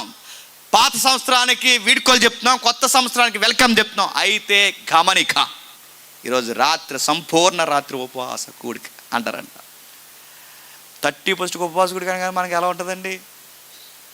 దిన కార్యక్రమం ఎలా ఉంటుంది మనకి? 31st ఉపవాస కూడిక అంటే ఎలా ఉంటుంది అంటే, వాళ్ళు ఏమనుకున్నారో తెలియదు కానీ వాళ్ళ భోజనాలకి పెద్దపీట వేయలేదండి. దేనికి సార్ తెలుసా? ఉపవాసం, ప్రార్థన, ఉపవాసం. ఏ సంఘాలు బాగా వినండి, ఏ సంఘాలు వాక్యానికి ప్రార్థనలకి తిండికి పక్కన పెట్టి వాక్యాలకి ప్రార్థనలకి ఉపవాసాలకి పెద్దపీట వేస్తాదో ఆ సంఘాలకి భవిష్యత్తు ఉంటుందండి. వారం అంతా సందా దాచుకుని శనివారం ఏ సంఘం అయితే భోజనాలు ఎట్టేసుకుంటుందో ఆ సంఘం త్వరలోనే వేరే భోజనాలకు వెళ్ళిపోద్దండి. మళ్ళీ చెప్తున్నాను, ఏ సంఘం అయితే బడాకానాలకు పెద్దపీట వేస్తుందో ఆ సంఘం త్వరలోనే కుప్ప కూడుతుంది. అలాంటి భోజనాలు పెట్టొద్దని కాదు, మీరు గమనించండి. వీటికి కాదు పెద్దపీట వేయాల్సింది, భక్తి, బోధ, సహవాసము, ఒకరికొకరికి పంచిపెట్టుట. ఇది చేశారు, వాళ్ళు చేస్తున్నారు. చూడండి 28వ వచనంలో, ఆ దినముల్లో ప్రవక్తలు యెరూషలేము నుండి అంతియోకియకు వచ్చి నిజానికి ఎక్కడెక్కడ ఉన్నవారు ఎక్కడికి వెళ్ళాలండి? ఎక్కడెక్కడ ఉన్నవారు ఎక్కడికి వెళ్ళాలి చెప్పండి? ఎక్కడెక్కడ ఉన్నవారు అందరూ యెరూషలేముకి వెళ్ళాలి. కానీ ఎక్కడెక్కడ ఉన్న వాళ్ళందరూ ఎక్కడికి వస్తున్నారు చెప్పండి? అంతియోకియకు వచ్చి. ఎక్కడెక్కడున్న వారందరూ అంత్యోక్య, ఇదేంటి రివర్స్ జరుగుతుందేంటి? ఎక్కడెక్కడున్న వాళ్ళందరూ అంత్యోక్య నుండి యెరూషలేముకి వెళ్ళాలి, కానీ యెరూషలేము నుండి ఎక్కడికి వస్తున్నారు? అంత్యోక్యకి వస్తున్నారు. ఇదే వింత కార్యక్రమం అంటే అక్కడ వింత జరుగుతుంది చూడండి. ప్రవక్తలు యెరూషలేము నుంచి అంత్యోక్యకి వస్తున్నారట. బర్నబా లాంటి వారు కూడా అంత్యోక్యకి వస్తున్నారట. పౌలు లాంటి వాడు కూడా అంత్యోక్యకి వస్తున్నారట. వచ్చి ఏం చెప్తున్నారు? వాళ్ళు అగబ్బను ఒకటి నిలబడి భూలోకమంతటా గొప్ప కరువు రాబోతున్నది ఆత్మ ద్వారా సూచించను, అది క్లౌదియా చక్రవర్తి కాలం మీద సంభవించను. అప్పుడు శిష్యుల్లో ప్రతి వాడు తన శక్తిగతులు యోదయలో కాపురమైన సహోదరులకు సహాయం పంపుటకు నిశ్చయించుకుని అలాగూ చేసి బర్నబా సౌలను వారి చేత పెద్దల యొద్దకు దానిని పంపించారు. మీరు గమనించండి, కూలీనాలు చేసుకోవడానికి వచ్చిన వాళ్ళు, రూపాయి కూడబెట్టుకునేదో బతుకుదామని వచ్చిన వాళ్ళు, సువార్త చేస్తూ సువార్త నలుగురు కూడుకునే వాళ్ళు, వీళ్ళు ఎంత ఎత్తుకెదిగిపోయారంటే యెరూషలేము సంఘానికి, యోదయ సంఘానికి, బయట ఉన్న పెద్ద పెద్ద సంఘాలకి కరువు వస్తే వీళ్ళే సహాయం చేసేంత ఎత్తుకెదిగిపోయారట. ఎన్ని క్వాలిటీస్ పెరిగాయి చూడండి. అంటే వీళ్ళు చిన్నదిగా ప్రారంభమయ్యారు, పెద్ద గుంపుగా ప్రారంభమయ్యారు. మీరు గమనిస్తున్నారు లేదో, పరిశుద్ధాత్ముడు ఎక్కువ ఎవరితో ఉంటాడు చెప్పండి. ఏ సంఘాలైతే సువార్తకు పెద్ద పెట్టేస్తాయో, ప్రార్థనకు పెద్ద పెట్టేస్తాయో, ఉపవాసాలకు పెద్ద పెట్టేస్తాయో, ఏ సంఘం అయితే సిలువను కూర్చున్న వార్త భుజాల మీద పెట్టుకుని తిరుగుతుందో ఆ సంఘంతో ఎవరుంటారో తెలుసా? పరిశుద్ధాత్ముడు. అందుకే ఆత్మదేవుడు వచ్చాడు, కరువు రాబోతుందని చెప్పాడు. వాళ్ళ శక్తి కొలది ఇతరులకి సహాయం చేసేంత ఎత్తుకెదిగారంట. యెరూషలేము సంఘాన్ని మీరు చదవండి. యెరూషలేము సంఘం అనే పదం మరుగవుతుంది, అంత్యోక్య సంఘం అనే పదం తెర మీదకి వస్తుంది. రోజు సంఘాలు నడిపిస్తున్న దైవజనులు ఎవరున్నా, సంఘాలుగా మీరున్నా, మీ సంఘం దినదినం అభివృద్ధి పొందాలి అంటే అంత్యోక్య లాంటి ప్రవర్తన నేర్చుకోండి. మీ సంఘం త్వరలోనే ఆరిపోద్దనడానికి గుర్తేంటి చెప్పనా? యెరూషలేము సంఘం లాగే భోజనాల దగ్గర చిన్న చిన్న గొడవలు పెట్టుకుంటూ తిరిగారో, త్వరలోనే సంఘం ఏమవుతుందో తెలుసా? ఆరిపోతారు. ఏమీ రానులతో కూడా సువార్త చెప్పిస్తాడంటే, ఇదిగో ఏమీ రానులతో కూడా సువార్త చెప్పించి ఒక పెద్ద సంఘం కట్టించి ఆ సంఘానికి పౌలు లాంటి వాడికి ఎలకంబోర్డు పెట్టారు. ఆ సంఘంలో ఎలా ఎదిగిపోయారు చూడండి. ఎంతమంది వచ్చారు ఆ సంఘంలో కంటే 13వ అధ్యాయం మొదటి వచనం, అంత్యోక్యలోని సంఘంలోని బర్నబా, నిగేరనబడిన సీమోను, కురేనీయుడైన లూకియా, చతుర్థాధిపతితో ఏరోదుతో కూడా పెంచబడిన మనయేను, సౌలైన ప్రవక్తలు, బోధకులు ఉంటారు. మా వాళ్ళు అనుకుంటున్నారు వాళ్ళందరూ ఉన్నది అక్కడ. వీళ్ళందరూ ఎక్కడ ఉండాలండి? యెరూషలేము సంఘంలో ఉండాలి. కానీ వీళ్ళందరూ ఎక్కడున్నారండి? ఎందుకున్నారండి? కుదురుంగున్న వారు కుదురుండగా ఏం చేశారండి? భోజనాల దగ్గర గొడవలు పెట్టుకున్నారు. భోజనాల దగ్గర గొడవ పెట్టుకుంటే దేవుడు ఏం చేశాడు? మీకు గొడవలకు బాగా ఇంపార్టెంట్ ఇచ్చారు, వాక్యానికి తక్కువ విలువనిచ్చారు కనుక మీకు ఎలా ఉండాలని మొత్తం చెదరగొట్టి పాడేశాడు. గుర్తుపెట్టుకోండి. ఇశ్రాయేలు మాట వినకపోతే ఇతర రాజుల దగ్గరికి ఎలాగైతే ఇశ్రాయేలుని చెడగొట్టేశాడో, ఇశ్రాయేలు మాట వినకపోతే తీసుకెళ్ళి ఇతర రాజులకి ఎలాగైతే బానిసలు చేశాడో, సంఘము కూడా సుఖాలకు మరిగినప్పుడు వాళ్ళని కూడా దేవుడు ఏం చేశాడు చెప్పండి? చెదరగొట్టేశాడు. ఈరోజు కూడా నేను చెప్తున్నాను, మన సంఘముగా మన బాధ్యతలు మనం మర్చిపోయి పనికి మాలిన వాటికి మనం పెద్ద పెట్టేసామనుకోండి, మనల్ని ఏం చేస్తాడు చెప్పిన? చెదరగొట్టి పాడేస్తాడు. ఉంచడు. ఎందుకంటే బాధ్యత తెలియాలి. ఆ చెదరగొట్టి పడతాడు. నిగోర్ అంటే నీగ్రోస్ వచ్చారట. కురేనీయుడైన లూకియా డాక్టర్ లాంటి వాడు వచ్చాడట. గవర్నర్, చతుర్థాధిపతి 4వ గవర్నర్ ఎవరైతే ఉన్నారో ఆ గవర్నర్తో పెంచబడిన గవర్నర్ ఫ్యామిలీ మెంబరు మనయేను వచ్చాడట. ప్రవక్తలు వచ్చారట, సౌలు వచ్చాడట, బోధకులు వచ్చారట. వీళ్ళందరూ ఎక్కడికి వచ్చారట? అంత్యోక్య సంఘానికి. అంటే ఈ సంఘం చిన్న కూడుకెట్టుకునే సంఘానికి గవర్నమెంట్ ఎంప్లాయీలు రావడం ఏంటి, గవర్నర్ ఫ్యామిలీ నుంచి రావడం ఏంటి, బోధకులు రావడం ఏంటి, ప్రవక్తలు రావడం ఏంటి, ఎంతమంది ఆ సంఘానికి రావడం ఏంటి వింతంటే అక్కడ సత్యం అందుతుంది కనుక ఈ సంఘం చిన్న సంఘమైనా, ఇది చెట్ల కింద పెట్టే సంఘమైనా, నువ్వు సత్యం చెప్పడం మొదలెడితే ఎక్కడెక్కడ ఉన్న వారిని కూడా ఎక్కడ తీసుకొస్తాడు చెప్పనా? నీ మధ్యకి తీసుకొచ్చి కూర్చోబెడతాడు. పెద్దోళ్ళను కూడా తీసుకొచ్చి నీ ముందు కూర్చోబెడతాడు. ఎందుకు కూర్చోబెడతాడు చెప్పనా? నువ్వు సత్యం చెప్పు. శక్తిని పొందుకో సత్యం చెప్పడానికి. ఆ శక్తిని ఎవరిస్తారంటే పరిశుద్ధాత్ముడు ఇస్తాడు. ప్రభా నేనేం చెప్పాలి? సాక్ష్యం చెప్పాలి. ఎవరి గురించి సాక్ష్యం చెప్పాలి? నజరుడైన యేసుని గురించి సాక్ష్యం చెప్పాలి. నా సాక్ష్యం సువార్త చెప్పడానికే, నా దర్శనం సువార్త చెప్పడానికే, నా జీవితం సువార్త చెప్పడానికే, నా భోజనాలు సువార్త చెప్పడానికే, నా ఆకలి దప్పుల సువార్త చెప్పడానికే, నా ప్రార్థనల సువార్త చెప్పడానికే, నేను ఏం చేసినా సువార్త చెప్పడానికే. అది భూ దిగంతాల వరకైనా, నా పల్లి ప్రాంతాల వరకైనా, నా సభలైనా, నా కార్యక్రమం అయినా, అది పుట్టినరోజైనా, అది జననమైనా, అది మరణమైనా, ఏదైనా సువార్త చెప్పడానికే. ఎవరైతే ఇలా సువార్తకి పెద్దపేటేస్తారో, ఎవరైతే ఇలాంటి సువార్తకి ఎజెండా కలిగి ఉండి ఎవరైతే యేసు ప్రభు కొరకు నిలబడతారో వాళ్ళతో పరిశుద్ధాత్మ దేవుడు శక్తి కలిగే వారిగా వాళ్ళని జీవింపజేస్తారు. పరిశుద్ధాత్మని శక్తి అంటే మీరు గమనించండి, పరిశుద్ధాత్మ ఊగడం కాదండి. పరిశుద్ధాత్మని శక్తి అంటే సువార్తను అర్థవంతంగా ప్రజలతో చెప్పండి మాట్లాడారు, అర్థవంతంగా మాట్లాడారు, పరిశుద్ధాత్మ శక్తిని పొందుకున్నారు. 12వ అధ్యాయం దాదాపు అదే కాలమందు, 12వ అధ్యాయం ముగించేస్తున్నాను, దాదాపు అదే కాలమందు రాజైన హేరోదు సంఘపు వారిలో కొందరిని బాధ పెట్టి ఒక బలాత్కారంగా పట్టుకుని యోహాను సహోదరుని యాకోబును ఖడ్గముతో చంపించేశాడు. నేనే ఉన్నానండి, వాక్యం చెప్తున్నాను, ఠకాలు మన నరికేశారు అనుకోండి, ఎవరో ఒకరు సిటిబా గారు మళ్ళీ లేచి మైక్ పట్టుకుని ఎవరు వెళ్ళకండి, సువార్త కొనసాగింపబడుతుంది, సభ ఏం కాదు ఉండనంటే ఉంటారా? మీరు చెప్పండి, నువ్వు ఉండు, నేను వెళ్తున్నావు ఉంటారా? కానీ సంఘం ఉందంటారు. యాకోబుని చంపేశారు, అంతకుముందు స్టెఫనుని చంపేశారు, తర్వాత పేతురుని చంపేయడానికి రెడీ అయిపోయారు, ఒకరినకలు ఒకరిని చంపేయడానికి రెడీ అయిపోయారు. ఈ టైంలో సంఘం ప్రార్థనలు ఎక్కడ పెట్టుకుంటుంది? అప్పుడు అందట అక్కడ కాదు, ఇక్కడ కాదు, ఇక్కడ కదండి, మా ఇంట్లో పెట్టండి సంఘం అందట. ఆవిడ పేరు వేర వనిత, మార్కు తల్లి మరియా. అక్కడ పెట్టండి, ఇక్కడ పెట్టండి కాదు, మా ఇంట్లో పెట్టండి సంఘం. గవర్నర్స్ వచ్చి మా మీద శాసనాలు చేసిన, ప్రభుత్వాలు వచ్చి మా మీద శాసనాలు చేసిన, ఏం జరిగినా మా మేడ మీద పెట్టండి సంఘం అంటారు. కలిసి ప్రార్థన చేస్తున్నారు, పేతురు కొరకు ఎదురు చూస్తున్నారు, ఆ పేతురు కొరకు ఎదురు చూస్తున్నారు. పేతురు గారు లోపల ఏం చేస్తున్నారు? రేపే చంపేసిలో ఉన్నారు. ఆయన ఎవరో నాది వెళ్దాను అనలేదు. ఆయన చక్కగా టెన్షన్ లేకుండా చంపాను, రేపు చంపేద్దారా, సర్లే ఇంకా లాస్ట్గా నిద్ర అవుదామని నిద్ర. ఆయన నిద్ర ఎలా అవుతుందండి? ఆయనకి రేపే సంఘం పెట్టినందుకు మీ మీద కంప్లైంట్ ఇచ్చారు, రేపు ఎంఆర్ఓ గారు వచ్చేలా ఉన్నారు, అలాగే ఇద్దరు పోలీసులు కూడా వస్తారని ముందుగా నీకు ఉత్తరం వచ్చిందాక ఏం చేస్తుంది? ఈ రాత్రి నిద్ర అవుతావా? 2 మాసాలు అయిపోతాయి నీకు, ఉంటావా? రేపు ఎంఆర్ఓ గారు వస్తున్నారు, రేపు ఇదిగో ఏదో పోలీసులు ఏదో నువ్వు ఏదో సౌండ్ ఎక్కువ పెట్టి ఇలాగేదో చేస్తున్నావట, ఇక నీ మీద కేసు పెట్టి హైకోర్టులో కూడా నీ మీద పిటిషన్ వేస్తారు, రేపు ఇదిగో ఏదో ఉందని. కానీ ఈ రాత్రి నిద్ర వస్తుందా? యాకోబు గారిని నరికేసిన కత్తితోనే రేపు పేతురు గారు నరికేస్తున్నారన్న పేతురు గారు ప్రశాంతంగా నిద్రపోయాడు. అలాగొకటి అర్థమైపోయింది. ఏంటి చెప్పిన? శక్తి పొందుకున్నాం, బతుకుంటే సువార్త చెబుతాం, బతికి లేకపోతే ఆయనకి పోయి హాయిని హత్తుకొని విశ్రాంతి తీసుకుంటాం అన్నారు. ఇలాంటి ధీమా పొద్దు ఎప్పుడు వస్తుంది చెప్పిన? పరిశుద్ధాత్ముడు ఉంటే వస్తాం. ఆ పరిశుద్ధాత్ముడు ఎక్కడ ఉంటాడు? అట్టికాయలో ఉండడు, నమ్ముతున్నారు కదా, యాపిల్లో ఉండడు. ఎక్కడుంటాడు పరిశుద్ధాత్ముడు? నమ్ముటిని వాళ్ళని అయితే నీలో ఉంటాడు. గుర్తుపెట్టుకో, నువ్వు స్వీకరిస్తే నీలో ఉంటాడు, నువ్వు స్వీకరించి ఆయన కొరకు ప్రకటిస్తాను నిలబడు, నీలో ఉంటాడు. అంతే. నమ్మారు, కలిసి ప్రార్థించారు. ఒక అమ్మాయి వచ్చింది, ఆ అమ్మాయి చెప్పింది, పేతురు అంకుల్ వచ్చాడు, బయట ఉన్నాడు అన్నారు. ఊరుకో, ఎందుకు వస్తాడు అన్నారంట. పేతురు అంకుల్ వచ్చాడు, బయట ఉన్నాడు అనగానే, వచ్చాడు పేతురు అంకుల్ వచ్చాడు అనగానే వాళ్ళందరూ నమ్మలేకపోయారట. మరి నమ్మకుండా ప్రార్థన ఎందుకు చేస్తున్నారంటే వాళ్ళకు ధైర్యం అయితే ఉంది, వచ్చినా రాకపోయినా ప్రార్థన మాత్రం చెయ్యాలని ప్రార్థన చేస్తారు. పేతురు గారు వచ్చారు, సరసాలు విడిపోయాయి.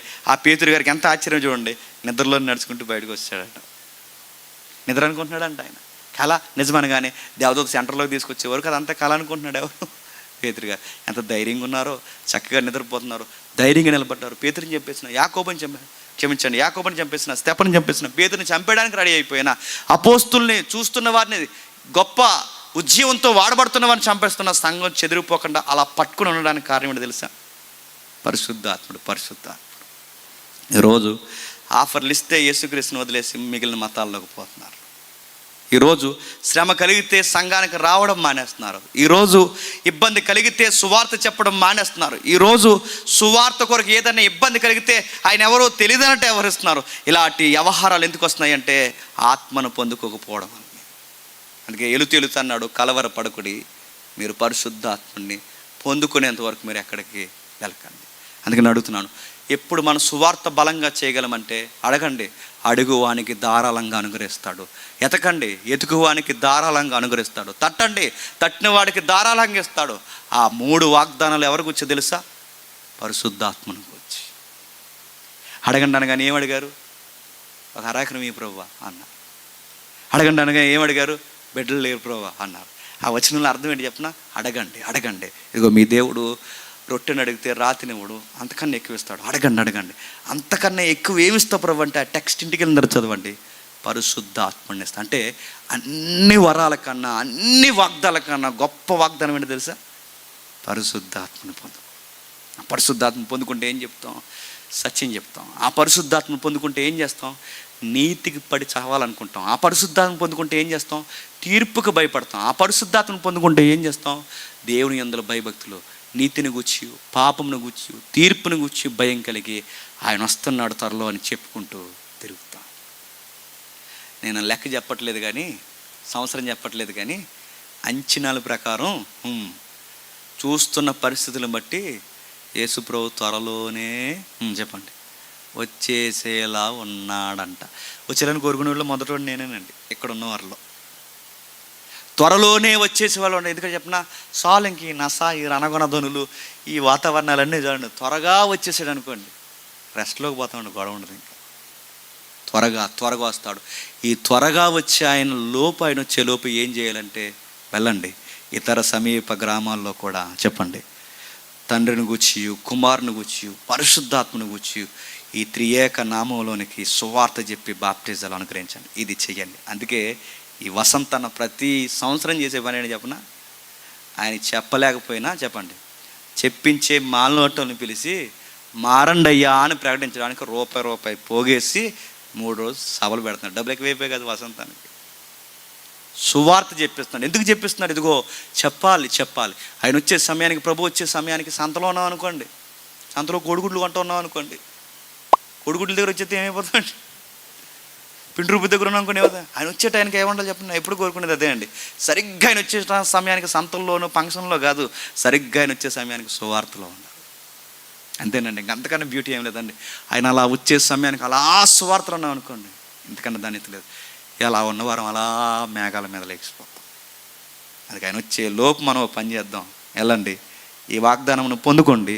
ఇతర సమీప గ్రామాల్లో మీరు కన్న వాటిని, విన్న వాటిని ప్రకటించండి అని శిష్యులకు ఎలా అయితే చెప్పారో, ఈరోజు నేను చెప్తున్నాను, మీరు విన్న వాటిని, మీరు నేర్చుకున్న వాటిని, ఈ 3 రోజులు మీరు ఎరిగిన వాటిని మీ ఇతర ప్రాంతాలకు, మీ సమీప ప్రాంతాలకు ప్రకటించండి. ప్రభు త్వరలోనే రాబోతున్నాడు. వధువు సంగమా సిద్ధపడు, నీ వరుడు సమీపం.